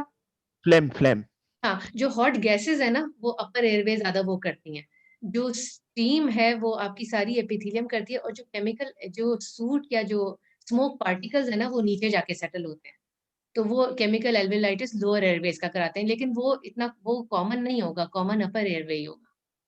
ये जो कह रहे हैं किचन में, यही क्वेश्चन में तो इसी तरह ट्रैप्ड इन द किचन, तो उसमें तो हाँ। केमिकल एल्वेलाइटिस नहीं होगा? नहीं, जरूरी नहीं है कि केमिकल एल्वेलाइटिस। कार्बन मोनोऑक्साइड, हाँ, कार्बन मोनोऑक्साइड। अच्छा, अगर वो ट्रैप्ड इन द किचन है तो एक्चुअली वो इनहेलेशन इंजरी के सारे कंपोनेंट्स होंगे, गैसेस भी तो हॉट ही होंगी ना, जो गैसेस जा रही हैं वो जी, हॉट जी। होंगी, और वो थर्मल इंजरी कराएंगी, और अगर जो स्मोक पार्टिकल्स हैं वो एल्वेलाइटिस भी कराएंगे, तो होगा सारा। लेकिन मेरा ख्याल है कि इसमें सबसे ज्यादा जो प्रोफाउंड होगा वो हॉट गैसेस की वजह से जो थर्मल इंजरी हो रही है अपर एयरवेज को, वो सबसे ज्यादा प्रोफाउंड होगा। अपर एयरवे ज्यादा डेंजरस होगा इसमें, मतलब इस क्वेश्चन का आंसर में। नहीं, इसका क्वेश्चन है most common cause of morbidity, तो most common cause most upper common airway cause of होगा। मॉर्बिडिटी हाँ, वो उसमें most common upper cause airway upper airway होगा। सबसे ज्यादा डेंजरस तो आई गेस वो होगी कार्बोक्सी हीमोग्लोबिन। केमिकल, हाँ सही। कुछ और भी किसी ने पूछा था अभी मेरा। अच्छा, एक और अभी सूडोमोनास की आपने बात की थी, तो मुझे आपको एक चीज बतानी थी कि जो स्किन ग्राफ्टिंग करते हैं हम उसमें एक तो है ना अर्ली एक्सेशन और स्किन ग्राफ्टिंग, एक जो बाद में बर्न के वुंड्स में स्किन ग्राफ्टिंग कर रहे होते हैं उसमें हम जरूर कल्चर कराते हैं वुंड का, क्योंकि सूडोमोनास और जो बीटा हेमोलिटिक स्ट्रेप्टोकोकस है वो दो एक ऐसे ऑर्गेनिजम्स हैं कि दे आर, जो बीटा हेमोलिटिक है वो तो absolute contraindication to skin graft है, क्योंकि वो आप ग्राफ्ट लगाएंगे नहीं कि वो सारा ग्राफ्ट खा जाएगा। और इवन जो सूडोमोनास है ना उसकी प्रेजेंस में भी it is advise not to do a skin graft, क्योंकि वो सारा ग्राफ्ट हीट अप कर जाता है। तो अनलेस एंड अनटिल आप सारी ऊपर की ग्रेनुलेशन हटा रहे हैं, you shouldn't be doing grafting in the presence of these two organisms. Ma'am, जो लास्ट क्वेश्चन है उसके बारे में मैं I want to say something if you allow me.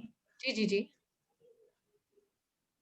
Ma'am, इसमें ये जो था कि most common cause of morbidity in inhalational injury है वो अपर एयरवे इस वजह से भी होता है कि हम जब ATLS का देखें तो इट्स एयरवे ब्रीदिंग सर्कुलेशन, तो एयरवे जब कॉम्प्रोमाइज होगा जो कि अपर एयरवे इनहेलेशन इंजरी में बेसिकली लेनिजियल एडिमा हो जाता है और आपका एयरवे कॉम्प्रोमाइज होता है, तो वो मोस्ट कॉमन चीज होती है जो कि मतलब that most commonly causes death ना, तो उसमें फिर के हिसाब से क्योंकि केमिकल एल्वेलाइटिस तो ब्रीदिंग इश्यूज कॉज करेगा ना, ब्रीदिंग तो इश्यूज इसलिए मेरे करेगा, और ख्याल में फॉरेन it भी should नहीं be an करेगा, upper वो airway। थोड़ी सी देर में करेगा, वो फॉरेन भी नहीं करेगा, और वो उसके डिफरेंट तो लेवल्स होंगे। उस हिसाब से भी अपर एयरवे इंजरी होनी हाँ, चाहिए। शुक्र है कि वो क्वेश्चन ने मोस्ट कॉमन पूछा है, क्योंकि मोस्ट कॉमन अपर एयरवे ही होगा, लेकिन मोस्ट इमीडिएट नहीं पूछा, मोस्ट कॉमन पूछा है ना। इमीडिएट भी अपर एयरवे होगा, लेकिन मोस्ट कॉमन भी मेरे ख्याल है अपर एयरवे ही होगा, क्योंकि अपर एयरवे में देखें डायरेक्टली हॉट गैस भी जा रही है, जी अगर तो वो स्टीम है तो वो भी अपर एयरवे को भी अफेक्ट कर रही है। जी। मैम, एक क्वेश्चन है कि patient comes with 80% burn, immediate next step inhalation injury burn injury में क्या होगा? ETT, क्रिकोथोरेडेक्टमी, ओरोट्रेकियल ट्यूब, ट्रेकियोस्टमी या मास्क वेंटिलेशन? 80% बर्न है। हाँ जी, an immediate step in inhalational burn injury, साथ इनहेलेशनल इंजरी भी है तो हम इमीडिएट क्या करेंगे? इनहेलेशनल इंजरी है तो इमीडिएट स्टेप में वही वाली बात आ गई है, ETT पास करेंगे। ठीक, फर्स्ट स्टेप ETT होगा, अगर वो नहीं पास हो रही है, कुछ ज्यादा मसला है, तो हाँ, फिर क्योंकि हम अदर ऑप्शन ट्रेडिशनल टीचिंग तो यही है ना अभी, फर्स्ट कि ETT पास करेंगे। Thank you. आगे चलें, फिर भी कोई सवाल हो तो फिर एंड में पूछ लेंगे। जी मैम।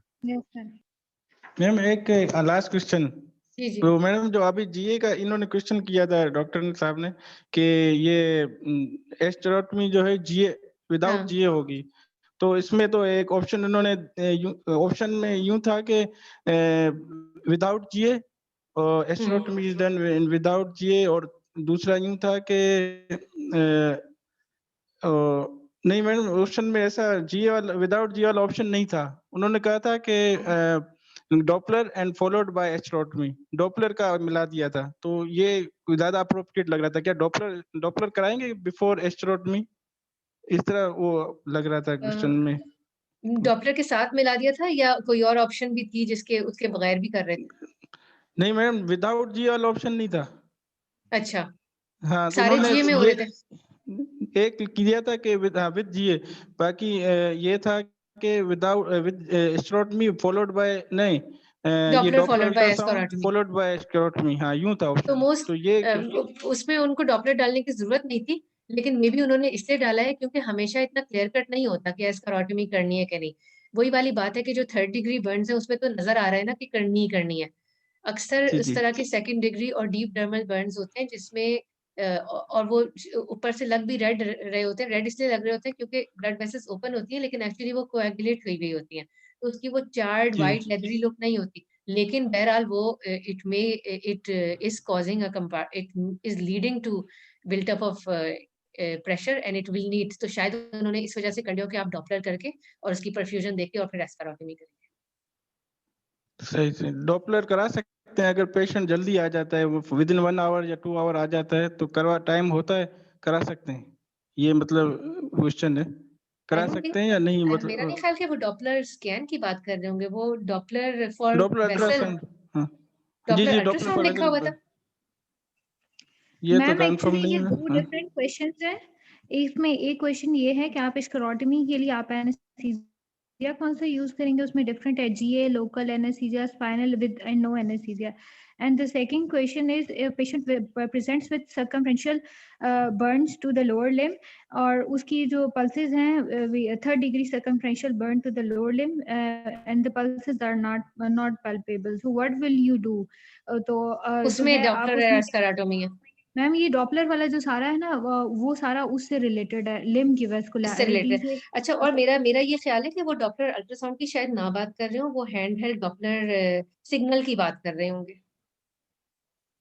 हो सकता जी it's madam. Quite possible, yes ma'am. It's quite Standard possible कि वो जो डॉपलर से आप सिग्नल पिक करते हैं ना, उसकी बात हम्म कर रहे होंगे, और जब वो आपको नहीं मिलेगा तो फिर आपने एस्कॉरोटमी करनी ही करनी है। यस मैम, ये question it was related to limb की वेस्कुलरिटी ठीक के, है, अगर हमें और वो पल्सेस जो नहीं मिल रही है और हमें हाँ, तो पल्सेस को देखने के लिए ना, क्योंकि आपको पेल्पेट नहीं हो रही, लेकिन हो सकता है सिग्नल आ जाए आपको डॉपलर जी का। मैम। और दूसरा वो जो एनेस्थीसिया वाला था उसमें था ऑप्शन विदाउट जीए का। जी मैम। अच्छा, मैम उसमें ऑप्शन थी नो एनेस्थीसिया रिक्वायर्ड ना, तो वो मेरे ख्याल हाँ में दैट वाज द। हाँ, बिकॉज ये बिल्कुल this is totally dead skin. इसमें जब आप कर रहे हैं एस्कॉरोटमी, आप कर ही इसीलिए रहे हैं कि वो फुल थिकनेस सर्कमफ्रेंशियल बर्न है, तो उसमें आप क्या, उसमें आप विदाउट इट करेंगे। Okay ma'am. चलें, ये अब ये इसके छोटे छोटे से थोड़ा थोड़ा सा है, कोई क्वेश्चन और स्पेसिफिक तो पूछ लीजिएगा। Electrical Burns, electrical burns result when a source of electrical power makes contact with the patient and current is transmitted through the body. Body can also serve as a volume conductor of electrical injury, and the heat generated results in thermal injury to tissue. Electrical burns का problem ये है कि they are frequently more serious than they appear on the body surface, and extremities, particularly digits, are especially at risk.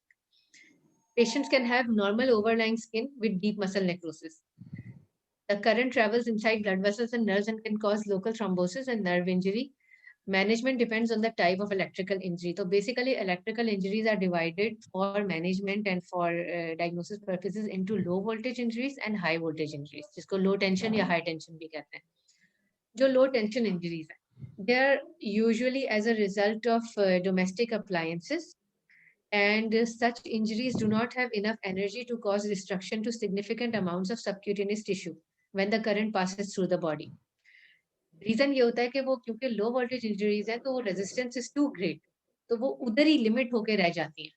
But जहाँ पे वो जहाँ पे वो टच करती हैं वहां पे वो डैमेज कॉज करती हैं। तो जो एंट्री और एग्जिट पॉइंट्स हैं जो कि नॉर्मली फिंगर्स होती हैं, वो they suffer small deep burns and they may cause underline tendon and nerve damage in the digits, but there will be little damage in between.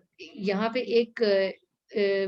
एक और चीज है कि जो अल्टरनेटिंग करंट होता है वो creates a tetany within the muscles, and thus patients often described how they were unable to release the device until the power was turned off. ये एक बहुत frequent complaint होती है patients की. The main danger with these injuries is from the alternating current interfering with normal cardiac pacing.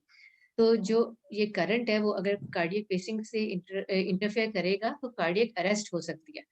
But the electricity itself does not usually cause significant underlying myocardial damage.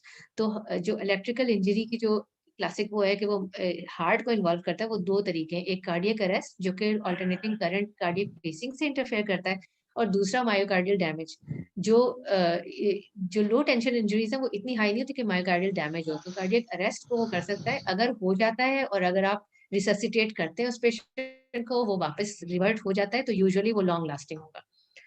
एक यहाँ पे special scenario mention मुझे करना चाहिए कि जो बच्चे होते हैं उनकी लिप की इंजरीज होती हैं, electrical injuries because of biting these cables.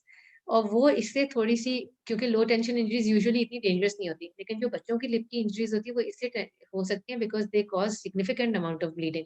वो वेसल्स काफी रिलेटिवली फेस एक हाइपरवैस्कुलर एरिया है और लिप खास तौर पे हाइपरवैस्कुलर एरिया है, तो उनकी अच्छी खासी ब्लीडिंग हो जाती है. इसलिए they are treated with more caution than other low tension injuries. High tension injuries. High tension electrical injuries can be caused by any of three sources of damage. जो high tension injuries है वो तीन तरह से affect कर सकती हैं. एक है the flash, एक है the flame, और एक है the high voltage current itself. जो flash burns हैं, high voltage flash burns. When a high tension line is earth, enormous energy is released as the current travels from the line to the earth.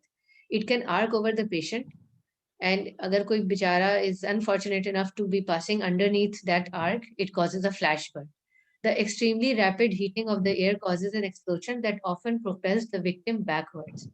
The key here is that current traveled from the line to the earth and not through the patient.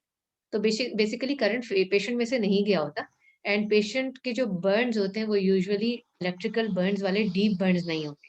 They are more like the thermal superficial burns जो कि दूसरी तरीके से होते हैं. But the patient, because of that explosion, the patient can have concomitant trauma. तो ये सारी चीजें इसलिए हैं क्योंकि आपने पेशेंट को पूरी तरह असेस करना है. वो तो यही कहेगा कि हाई टेंशन वायर से मुझे हुई है, लेकिन आपको लग रहा है कि बर्न्स इतने वो नहीं है. So you take the history के वेयर वाज ही, उसको क्या हुआ था, क्या उसको वायर टच हुआ था या नहीं हुआ था, वाज ही थ्रोन बैकवर्ड्स, ताकि आपको कॉन्कॉमिटेंट ज्यादा बर्न शायद इतना वो नहीं हो लेकिन उसका ट्रॉमा ज्यादा खतरनाक हो सकता है, तो उसको अकॉर्डिंगली डील करें. दूसरा है फ्लेम बर्न. ये it's an extension of the flash. एक तो हो गया फ्लैश से पेशेंट को बर्न. अगर उस फ्लैश की वजह से पेशेंट के कपड़े जल गए तो फिर वो फ्लेम बर्न कराता है, and this is no different from the regular kind of flame thermal burn that we see. उसकी वजह से कपड़े जल जाते हैं और पेशेंट को एक फ्लेम बर्न होता है, और उसकी फिर वो सारी पैथोफिजियोलॉजी उसी फ्लेम बर्न की तरह होती है कि कितना था और कितनी देर तक कपड़े जले, कितनी देर बाद उतारे गए, कितनी जल्दी आग बुझाएगी. अच्छा, direct electrical burn. In accidents with overhead lines, the patient often acts as the conduction rod to earth. In these injuries, क्योंकि ये high voltage होती हैं, there is enough current to cause damage to the subcutaneous tissue and muscles. Entry और exit points तो damage होते हैं, लेकिन जो current जहाँ से गुजरा होता है वो सब काफी कुछ damage हो सकता है. और ये deep इसलिए भी होते हैं क्योंकि जो bones है ना, वो इनको ज्यादा resistance देती हैं इनके passage को. Nerves और उसमें से तो वो गुजर जाते हैं, लेकिन जो करंट को रेजिस्टेंस मिलती है वो बोन से. तो जब वो रेजिस्टेंस पैदा होती है तो बहुत ज्यादा थर्मल एनर्जी जनरेट होती है. तो ये इसका एक क्लासिक साइन है कि ऊपर वाली स्किन शायद इतनी नहीं वो हो, लेकिन जो मसल्स आपके लगे हुए हैं बोन के साथ, वो सबसे ज्यादा डैमेज होंगे. Deeper muscles may be more damage than the more superficial muscles. The release of myoglobins will cause myoglobinuria and subsequent renal dysfunction and acidosis. जो इलेक्ट्रिकल बर्न के पेशेंट्स होते हैं और जो इनकी रिससिटेशन होती है, वो अगर आप उनका total body surface area calculate करें तो वो काफी कम आता है. लेकिन हमने इनकी फ्लूइड रिससिटेशन इतनी करनी है कि इनका urine output 2 ml per kg per hour के हिसाब से, and always look out for T coloured urine. जब मायोग्लोबिनूरिया होता है तो टी कलर्ड यूरिन हो जाता है, तो बेसिकली उसको प्रिवेंट करने के लिए इतनी हाइड्रेशन करनी चाहिए कि renal injury prevent. These patients are also at risk for myocardial damage as a result of direct muscle damage rather than by interference with cardiac pacing. हमारे पास जो हाई वोल्टेज वाले आते हैं उनकी डेली ECGs कराते हैं एटलीस्ट 7 days तक, ताकि कोई साइंस हो तो वो उधर अकॉर्डिंगली पिक हो जाए। In the case of a severe injury through a limb, primary amputation is sometimes the most effective measure. Now this is the only kind of injury जिसमें amputation जो है वो justified होती है, और अर्ली करना और भी ज्यादा जस्टिफाइड होता है, इससे पहले कि वो उस लिम्ब की वजह से उसकी बाकी सारी लाइफ थ्रेटन हो। तो it's may be a difficult but a more suitable choice to amputate the limb. Chemical burns. There are over 70,000 different chemicals in regular use within the industry. अच्छा, chemical burns होते भी ज्यादातर दो तरह के लोगों को होते हैं।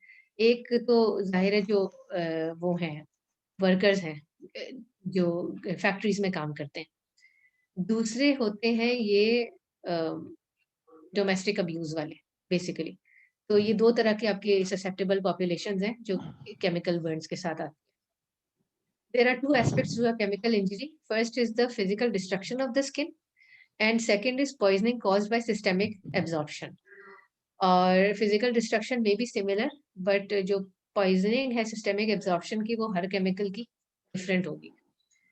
Basically जो chemical burns हैं होते हैं तो 70,000, लेकिन broadly आप इनको दो categories में divide कर सकते हैं, acids और alkalis, क्योंकि ये commonly used होते हैं, जो factories में भी होते हैं या जो घरों में चीजें क्लीनिंग चीजें रखी हुई होती हैं, वो it's either one of acids और एसिड्स आर मोर कॉमन। अब इट्स पर्टिनेंट टू मेंशन के they cause different kinds of necrosis, they both cause necrosis, लेकिन एसिड्स करते हैं कोएगुलेटिव नेक्रोसिस। उसका फायदा कह लें या जो भी कह लें वो ये है कि जैसे जैसे वो एसिड इंजरी करता है वो एक कोएगुलेशन सी बना लेता है, जिसकी वजह से टू अ सर्टेन एक्सटेंट जो एसिड की पेनिट्रेशन है वो लिमिट हो जाती है। तो स्किन तो पूरी इन्वॉल्व होती है, लेकिन वो एक थिक सा एस्कार बना हुआ होता है और बड़ी वेल डिफाइंड उसकी बाउंड्रीज होती हैं। जो अल्कलीज है on the other hand they cause a लिक्विफेक्टिव necrosis, और यूजुअली अल्कलीज जो हैं उनके डीप बर्न्स होते हैं, क्योंकि वो जैसे जैसे वो लिक्विफेक्टिव नेक्रोसिस करती जाती है वो अंदर जाती जाती है, और अक्सर वो बोन वगैरह सब कुछ, अगर if you don't wash it soon enough तो उसका काफी डीप बर्न्स होते हैं। मैनेजमेंट इज मोस्टली जो है वो है copious lavage with water which would help in most cases. The only exception to this is कि जब कोई केमिकल पाउडर्ड फॉर्म में गिराए, उसमें आपने पानी बिल्कुल नहीं इस्तेमाल करना, because if you use water, अभी तो वो केमिकल एक किसी और फॉर्म में था और उसने सिर्फ टच करके वो केमिकल इंजरी कॉज की, but if you use water there may be a reaction, and in that case वो जो थर्मल एनर्जी जनरेट होगी वो काफी ज्यादा होगी। अगर ऐसे पाउडर है तो the powder must be dusted of, उसको डस्ट ऑफ करते हैं या उसको किसी ऑयल बेस्ड चीज से हटा देते हैं and then you wash it. Main जो मैनेजमेंट है केमिकल बर्न्स की is identification of the chemical and management accordingly. हर केमिकल की अपनी स्पेसिफिक मैनेजमेंट होती है, और फैक्ट्री ओनर्स को इन एन आइडियल वर्ल्ड जो फैक्ट्री ओनर्स होते हैं उनके पास सारी लिस्ट होती है कि उनके पास कौन कौन से केमिकल्स हैं, और कोई पेशेंट है उसको कोई केमिकल इंजरी तो उसको किस चीज़ से होगी, वो किससे काम कर रहा है, लेकिन यूजुअली हमें नहीं पता चलता कि क्या है, और बस उनको इसी तरह मैनेज करना होता है। सर्जिकल मैनेजमेंट में ये है कि क्योंकि ये डीप बर्न्स होते हैं, फुल थिकनेस होते हैं, तो यूजुअली इनमें वो नहीं होता कि आप वेट करें कि ये हील कर जाएंगे, बिकॉज चाहे वो एसिड्स भी हों लेकिन इनकी फुल थिकनेस इन्वॉल्व होती है। Extraction is almost always required with coverage. Cold burns. Cold injuries are principally divided into two types: acute cold injuries from industrial accidents and frostbite. Cold injuries इसलिए इसमें group की हैं क्योंकि उनका pathophysiology वही है, हालांकि इनका दूर दूर तक कहीं थर्मल इंजरी मतलब इसका हीट से नहीं ताल्लुक, लेकिन इनकी pathophysiology at basic level is the same. exposure to liquid nitrogen and other liquids will cause epidermal and dermal destruction. तो ये जो industrial accidents में आपकी जो cold चीजें होती हैं nitrogen वगैरह, but as a general principle, the tissue of the body is more resistant to cold injury than to heat injury, and the inflammatory reaction is not as marked as with thermal injury. तो उसमें epidermal या dermal destruction होगी. Usually you wait on it and see कि क्या है destruction और फिर उसको उस तरह से treat करते हैं. ज़्यादातर जो इस तरह के होते हैं उसमें epithelialization हो जाती है. Frostbite है. Frostbite occurs when a part of the body freezes. अब जब cells freeze हो जाते, जब freeze होते हैं तो cells are disrupted and the tissue dies. तो इसमें injury causing mechanisms are vasoconstriction caused by cold, capillary sludging, and reperfusion injury with the release of free radicals, which occurs on rewarming the patient. It is in fact a cold burn, which is categorized in the same way as a thermal burn. इसकी भी 3 वो हैं stages: frost nip, superficial frostbite, and deep frostbite. और इसकी भी level, उसकी भी depth corresponds to जो हमारी first degree, second degree और third degree burn injuries हैं. इसकी management में है remove the wet clothing. Initial treatment is with rapid rewarming in a bath at 42, but warming should be carefully done because ज़्यादा ही warm हो rapid उसकी वजह से तो कोई concomitant thermal burn भी cause हो सकता है. और पेशेंट को एज ए जनरल भी वार्म करना होता है. आप IV फ्लूइड्स दे रहे हैं तो वो भी वार्म हो, पीने के लिए भी वार्म ड्रिंक्स दें, वार्म एनवायरनमेंट में रखें. और IV एनाल्जेसिया. फ्रॉस्टबाइट में initially level of damage is difficult to assess, और क्योंकि इनका इन्फ्लेमेटरी रिएक्शन इतना सीवियर नहीं होता है इसलिए इनकी ट्रीटमेंट में इतनी इमरजेंसी या अर्जेंसी नहीं होती. So you allow demarcation to occur before deciding on surgical treatment, ताकि वो डिमार्केट हो जाए. And if you need to amputate the digit तो आपको पता हो कि किस लेवल पे करना है, clearly demarcated. Definitive surgery to excise that tissue can be left for many months. Radiation burn. Radiation injuries are best prevented. Proper fractionation, use of newer techniques, and use of shielding to prevent the parts at risk. दो तरह की होती है, localized radiation और whole body radiation. Localized radiation causes damage to epithelial layers of the skin and leads to desquamation. And direct injury to fibroblasts results in decreased collagen production and poor wound healing. तो basically दो जो इसके localized radiation की मसले हैं जो कि आपको oncology के patients में नजर आते हैं, वो होते हैं desquamation and poor wound healing. Which is why इनकी जो cellular level पे wound healing disturb होती है, इस वजह से जब radiation खत्म भी हो जाती है तो उसके बाद भी इनके problematic wounds ही रहते हैं. दूसरी है whole body radiation. That causes a large number of symptoms. It can lead to systemic effects related to the gut mucosa and immune system dysfunction. ये वो हैं जो radiation disasters होते हैं basically.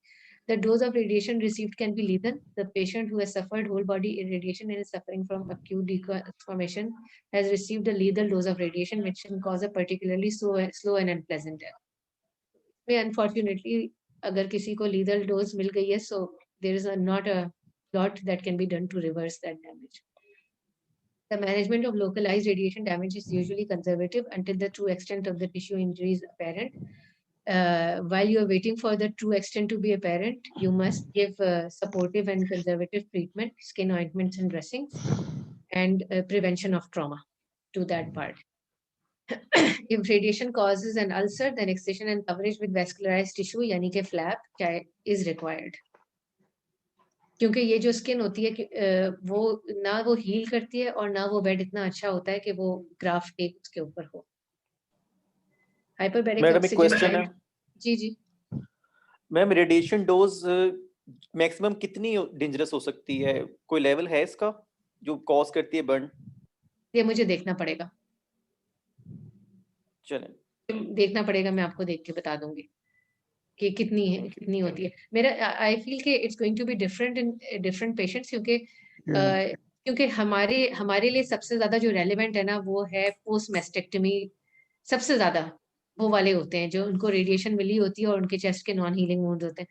मतलब टेक्निकली वो वाली डोज तो वो उनको सिमिलर ही मिल रही होती है ना, अकॉर्डिंग टू वेट मिल जो भी उनका तरीका होगा. लेकिन कुछ 50 to 60 मिलती है अराउंड अबाउट. जी कितनी मिलती है? 50 to 60 अराउंड अबाउट. हाँ, तो सब पेशेंट्स को ग्रेस यूनिट होता है. हाँ, तो सब पेशेंट्स को इतनी मिलती है ना.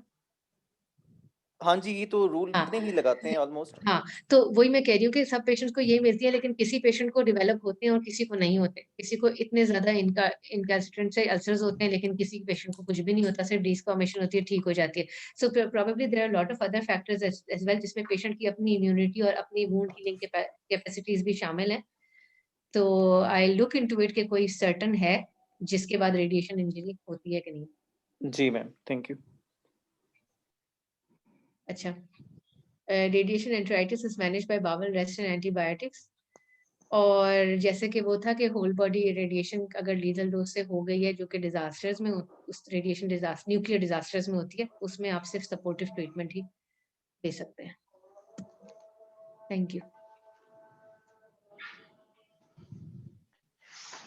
मैम एक सवाल करना Thank था hmm, ma'am, it's more practical point of view से, जो चाइल्ड आते हैं, बच्चे आते हैं बर्न के साथ, मींस के 1 to 2 इयर्स के, हम प्रैक्टिकली भी देखते हैं पेशेंट्स आते हैं, तो उनमें हम ये डर्माजीन और लिग्नोकेन जो है जेल, कोई डोज वगैरह भी होती है कि ज्यादा लगा सकते हैं, क्योंकि स्किन से एब्जॉर्ब होके लिग्नोकेन सिस्टेमिक इफेक्ट कोई कर सकता है, और फेस के ऊपर अगर बर्न हो तो उसमें हम सिर्फ लिग्नोकेन ही लगाएंगे? इसमें थोड़ा फेस में सा ना हम डर्माजीन नहीं अवॉइड करते हैं फेस पे, क्योंकि सिल्वर बेस्ड फेस पे अवॉइड करते हैं, थोड़ी सी स्टेनिंग हो जाती है। फेस पे हम कोशिश करते हैं कि म्यूपिरोसिन या कोई पॉलीफैक्स इस तरह का कोई एंटीबायोटिक ऑइंटमेंट या पॉलीफैक्स प्लस लगा दें, जिसमें थोड़ी सी लिग्नोकेन भी होती है। क्वेंच पेन लगा के सकते हैं लिए। मैडम? इसमें क्वेंच लगा सकते हैं फेस पे? क्वेंच में भी सिल्वर होती है, लगा आप सकते हैं, इट्स नॉट कॉन्ट्रा इंडिकेटेड, लेकिन सिल्वर की थोड़ी सी स्टेनिंग होती है। तो फेस क्योंकि कॉस्मेटिकली इंपॉर्टेंट एरिया है, इस वजह से उसमें पॉलीफैक्स प्लस या पॉलीफैक्स आई ऑइंटमेंट, बच्चों में खासतौर पे, क्योंकि प्रैक्टिकल आप बात पूछ रहे हैं, तो बच्चों में पॉलीफैक्स आई ऑइंटमेंट अक्सर देते हैं, क्योंकि वो सॉफ्ट होता है, और उसके साथ आप लिग्नोकेन मिक्स करके उनको पेन रिलीफ के लिए दे सकते हैं। मैम आपने एक्सक्यूज मी मैम, जी जी मैम आपने इलेक्ट्रिकल बर्न्स में बताया था कि जो बच्चे हैं उनमें लिप्स जो है वो हाईली वैस्कुलर एरिया। मैडम ये बात इतनी समझ नहीं आई थी कि वो वो किस मैं ये तरह कह रही थी होगा। कि lips generally high vascular areas होते हैं। वो हम ये बात कर रहे थे कि इलेक्ट्रिकल इंजरीज, हमने बात की थी ना कि दो तरह की होती हैं, लो वोल्टेज और हाई वोल्टेज। तो जो लो वोल्टेज जी इंजरीज होती मैम। हैं उनको हम मतलब में हम इतना उसकी उसकी भी ट्रीटमेंट तो ऑब्वियसली उसकी भी करनी होती है, लेकिन उसमें जरूरी नहीं है कि हम उसको एडमिट करें और मॉनिटर करें पेशेंट को, क्योंकि यूजुअली वो लो वोल्टेज होते हैं, उन्होंने जो डैमेज करना होता है डिजिट्स पे वो कर दिया होता है, वो उधर ही लिमिट हुआ होता है, it's not going to progress. अगर ईसीजी वगैरह ठीक है और कोई कार्डियक प्रॉब्लम नहीं है, तो आप पेशेंट को 24 आवर्स ऑब्जर्व करके भेज भी सकते हैं। लेकिन ये जो बच्चे होते हैं जिन्होंने लिप से बाइट किया होता है और उनका लिप पे अल्सर बना हुआ होता है, तो लिप की जो वो वेसल्स है ना, लेबियल वेसल्स, वो ब्लीड काफी करती हैं। तो इस वजह से जी उनको आप जरूर ऑब्जर्वेशन के लिए रखते हैं अपने पास एडमिट करके, because it can go unnoticed ना। अगर यंग चाइल्ड है, वो उसका उसका लिप से जो थोड़ा ब्लड लॉस होगा, उसके लिए वो काफी हो सकता है, इस वजह से। ठीक है मैम, थैंक यू मैम। तो मैम आपसे एक क्वेश्चन पूछना था। जी जी मैम ये जो पार्टलैंड फॉर्मूला वाला क्वेश्चन है, as far as I remember, मतलब अभी जो लास्ट पेपर में आया था वो इस तरह से था कि बर्न को 12 आवर्स गुजर चुके थे और उन्होंने पूछा था कि नेक्स्ट 16 आवर्स में आप कितना फ्लूइड देंगे। और अभी वैसे ही डिस्कस हो रहा था, तो किसी ने कहा कि एक क्वेश्चन ये भी था कि बर्न को 12 आवर्स गुजर चुके हैं और अब फर्स्ट 16 आवर्स में आप कितना फ्लूइड देंगे। तो वो ये वाला सेकंड वाला तो इजी है, बट मेरा पॉइंट ये है कि पार्टलैंड से आप खाली 24 आवर्स का फ्लूइड कैलकुलेट कर सकते हैं ना। You can't calculate the fluid for the next day, the day 2। तो मतलब मुझे याद पड़ता है कि पेपर में ये उन्होंने पूछा था कि 12 आवर्स गुजर चुके हैं और नेक्स्ट 16 आवर्स का आप कैसे फ्लूइड देंगे। तो वो जो 4 आवर्स थे डे 2 के 4 आवर्स थे, उनका फ्लूइड तो हम नहीं कैलकुलेट कर सकते। तो मुझे इस क्वेश्चन में ये टेक्निकली कंफ्यूजन तो थी कि ये हम या उस कि 4 उस दिन के तो सिर्फ 12 घंटे रह गए थे ना जी। और मैम वो उस दिन एक्चुअली उस दिन के 12 घंटे रह गए थे, तो वो जो टोटल अमाउंट ऑफ फ्लूइड था वो तो we have to give the entire amount of fluid in the next 12 hours. तो लेकिन जो उसमें 4 घंटे बच जाते हैं अगले दिन के, उसको तो हम नहीं कैलकुलेट कर सकते ना। सो तो उसका ये था। मैम आप ग्रुप पे एक दफा काइंडली देखेंगे उसका, हमने एक थोड़ा सा आप सॉल्व भी शेयर करके कर शेयर देना, किया हुआ है, क्योंकि ना आपका उसकी क्या ये अंडरस्टैंडिंग। क्योंकि ना ये मतलब ये जब हम लोग डिस्कशन कर रहे होते हैं ना तो ये तो बहुत मतलब it's easy to calculate this, लेकिन जब आप दे रहे होते हो तो there is a certain pace at which you can give fluids. अगर किसी को 9 लीटर जाने तो कुछ टाइम तो लगेगा ना उनको जाने में फ्लूइड्स को, तो हमेशा हमेशा उस 24 आवर्स के अंदर ही उनको फिट करना थोड़ा सा हमेशा प्रैक्टिकल नहीं होता, लेकिन जाहिर है for the purpose of answering your question you need to know exactly कि वो क्या करेंगे। मैम ये है कि अगर 24 hour still urine output is insufficient, तो आउट ऑफ 24 आवर तो गुजर गए, लेकिन उसके बाद तो पार्कलिन फार्मूला तो फर्स्ट 24 आवर्स के लिए है, देन नेक्स्ट 24 आवर्स के लिए स्टिल इनएडिक्वेट, फ्लूइड मैनेजमेंट कैसे रहेगा? फिर आप यूरिन आउटपुट को टाइट्रेट करेंगे कि 1 ml per kg per hour उसकी यूरिन आउटपुट आए। अच्छा मैडम यूरिन आउटपुट के अलावा भी कोई क्राइटेरिया है मेजर करने का एडिक्वेट ससिटेशन को? अगर 30% से बर्न ज्यादा है तो सीवीपी लाइन आपने डाली हुई होती है और सीवी प्रेशर भी आप मेंटेन करते हैं 10 to 12 की रेंज। मैम बेस डेफिसिट का कोई रोल है इसमें? बेस डेफिसिट का आई एम नॉट श्योर। वो तो रिससिटेशन, हाँ जी जी, वो तो रिससिटेशन आईवी फ्लूइड के ऊपर देंगे तो उसके बाद वो शॉक में अगर जाता है पेशेंट तो उसके बाद उसका रोल जरूर आएगा। अगर शॉक में है पेशेंट उसके बाद हमें कंफर्म करना है फाइनली तो बेस्ट डेफिसिट, और वो सर ने जो बताया था कि लैक्टिक एसिडोसिस और लैक्टिक एसिड बेस्ट डेफिसिट, और ये तो बिल्कुल वो शॉक के रिलेटेड है, वो तो करेंगे ना अगर कंफर्मेशन करनी है। हाँ हाँ, वो इसका क्वेश्चन भी आया था कि 1 मिली, वो जो पूछा था कि पेशेंट शॉक से निकल गया है तो उस पर कंफर्म कैसे करेंगे, तो उसका ऑप्शन 1 बेस्ट डेफिसिट 1 मिली इक्विवेलेंट, मैं कह रहा ये करेक्ट आंसर था। अच्छा मैम एक और क्वेश्चन है मैम, इसमें फ्लैप्स और ग्राफ के क्वेश्चन है 3 आते हैं। हाँ, वो उसका वैसे अभी हमें पढ़ना है फ्लैप्स और ग्राफ्स एक लेक्चर में, लेकिन आप पूछ लो।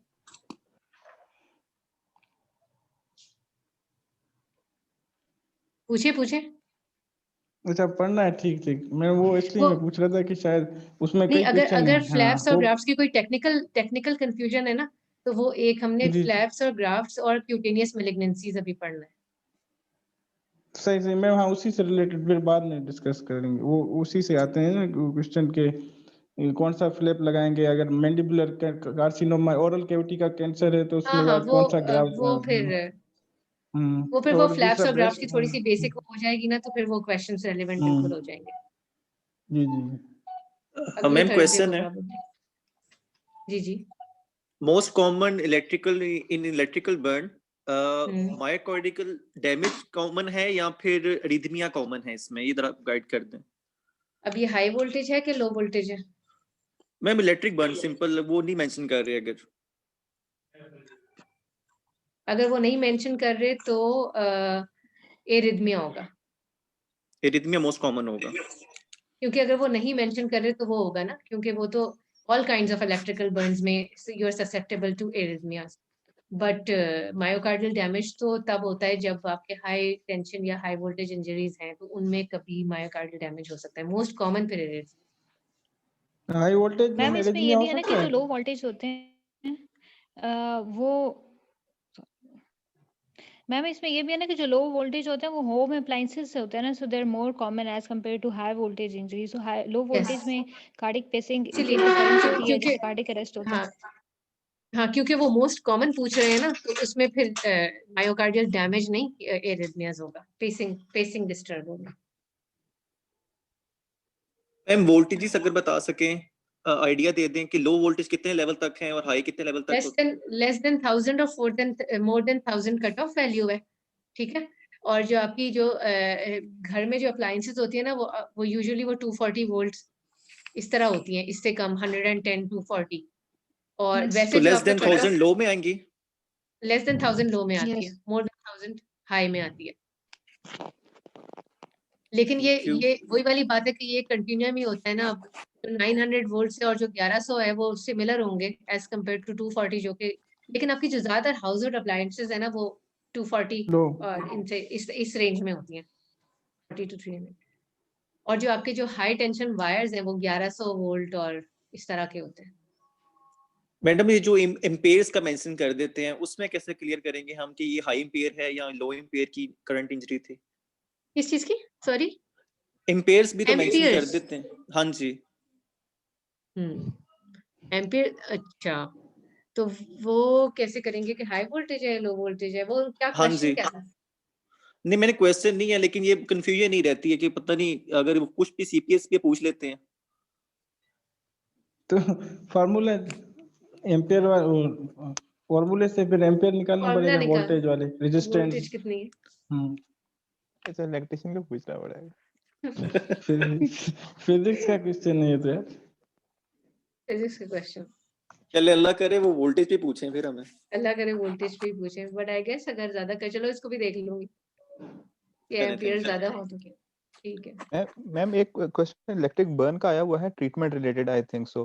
तो इलेक्ट्रिक अगर बर्न होगा तो हम उसकी एस्क्रोटमी या फेशियोटमी इनमें से क्या हाँ सॉरी, ये करते मैंने हैं? मेंशन नहीं किया, इलेक्ट्रिक बर्न्स में फेशियोटॉमी करनी होती है, क्योंकि इलेक्ट्रिकल बर्न्स जो है ना वो डीप मसल कंपार्टमेंट्स को इन्वॉल्व करते हैं इंजरी में। तो ये मेरी स्लाइड्स में होना चाहिए था, इलेक्ट्रिकल बर्न्स में आप फेशियोटॉमी करते हैं। तो मैम इसमें एनेस्थीसिया देंगे फिर? इसमें एनेस्थीसिया हम तो नहीं देते, लेकिन जब डीप है ना 3rd डिग्री में क्यों देना? पेनलेस है बहुत सारा। जब आप लोग कंपार्टमेंट के लिए फेशियोटॉमी करते हो इमरजेंसी में तो एनेस्थीसिया देते हो? जी ma'am. Under what, local GA? Ma'am अगर लोअर लिम्ब है वो डिपेंड करता है एपिड्यूरल या स्पाइनल जो लगा दें एनेस्थेसिस्ट। लोअर लिम्ब के लिए यूजुअली स्पाइनल में करते हैं, क्योंकि हमारी ये वाली भी जो फेशियोटॉमीज है ना ये इमरजेंसी में ही होती हैं, तो वो प्रोबेबली फिर एनेस्थीसिया में ही करते हैं फेशियोटॉमीज।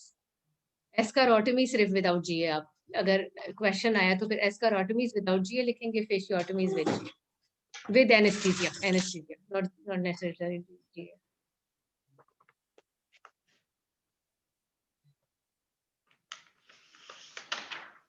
मैम कोल्ड इंजरी में हमेशा जो हमने वार्म रीवार्मिंग करनी है, क्विक करनी है? रैपिड रीवार्म। रैपिड करनी है, बस उसका टेम्परेचर बहुत ज्यादा नहीं होना चाहिए। मैम 42 तो काफी नहीं है आप मतलब 42 हाँ ठीक, थैंक यू मैम। 42 इतना ज्यादा नहीं है। मैम एक क्वेश्चन था कि 42 सेंटीग्रेड इंस्टेड ऑफ 42 उसमें 40 सेंटीग्रेड दिया हुआ था सीपीएसपी के एक ऑप्शन में, यानी 42 को कोई ऑप्शन नहीं था। तो फिर क्लोजेस्ट 40 ही होगा, क्लोजेस्ट तो फिर 40 ही होगा ना।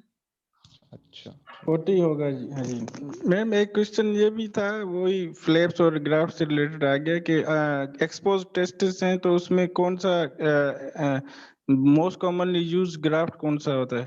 वो मतलब मोस्ट कॉमनली यूज्ड प्रोसीजर कौन सा है को cover the testis expose test after granulation? Split thickness skin graft. हाँ जी, स्प्लिट थिकनेस स्किन ग्राफ्ट। उसमें थाई में अगर बरी करना हो तो वो थाई बरी वाला नहीं आएगा ऑप्शन दादा? थाई में तो बरी इमरजेंसी करना में होगा। हाँ वो उसमें होगा, लेकिन एक्चुअली इजंट इट बेट, मतलब कि I think coming away from it, graft करना is better than burying in the. Madam Bailey में 5 जगह पे स्प्लिट थिकनेस स्किन ग्राफ्टिंग लिखी हुई है, बरी करने वाला कहीं भी नहीं लिखा हुआ। हाँ, मैं क्योंकि 5 बरी करने से उसकी हवाले दे टेम्परेचर सकता हूँ, 5 जगह पे जो आप अगर आप क्वेश्चन बेले के जहां वो एंड पे पेज नंबर लिखे होते हैं उस जगह पे आप देखें 5 जगह पे उसने स्किन ग्राफ्टिंग लिखी है। बिल्कुल ये स्किन बरी वाली ग्राफ्टिंग ही बात करनी हम लोग चाहिए। सर्जिकल वार्ड में बस देखते थे। नहीं, बेरी करने के नुकसान है ना, क्योंकि टेस्टिस ने तो वो उसके टेम्परेचर रेगुलेशन डिस्टर्ब हो जाएगी ना बेरी करने से, इससे ग्राफ्टिंग दिल्ली में यार टेस्टिस का तो नहीं लिखा हुआ, एक्सपोज टेस्टिस उसके लिए तो नहीं लिखा। स्किन ग्राफ्टिंग देखे मैं आपको पेज शेयर करूंगा, 5 जगह पे स्किन ग्राफ्टिंग लिखी हुई है। किसके लिए? एक्सपोज टेस्टिस के बरी करने का। हाँ वो टेस्टिस बरी करने का नहीं लिखा हुआ, वो सिर्फ वार्ड में हम लोग देखते थे प्रैक्टिस। नहीं टेस्टिस के लिए तो नहीं लिखा हुआ यार, ये 27th एडिशन में टेस्टिस के लिए लिखा हुआ, मैं आपको शेयर कर देता हूँ। मैं आपको वो सॉरी ये हाँ इसी के है ना, फॉर्नियर गैंग्रीन के लिए। नहीं फोरनियर गैंग्रीन के का वो उन्होंने एक्सपोज टेस्ट आफ्टर ग्रेनुलेशन, ये तो कोई मतलब नहीं हुआ डिस्कस बेली में। मैं आपको शेयर कर दूंगा 5 रेफरेंस, आप उसमें से पढ़ लीजिएगा फोरनियर गैंग्रीन के, कि उन्होंने स्किन ग्राफ्टिंग लिखी हुई है हर जगह। काइंडली जरूर शेयर कीजिएगा।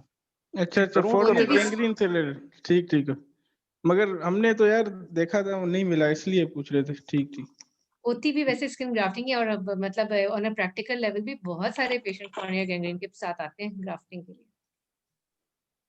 Grafting skin split thickness skin graft, split thickness skin graft.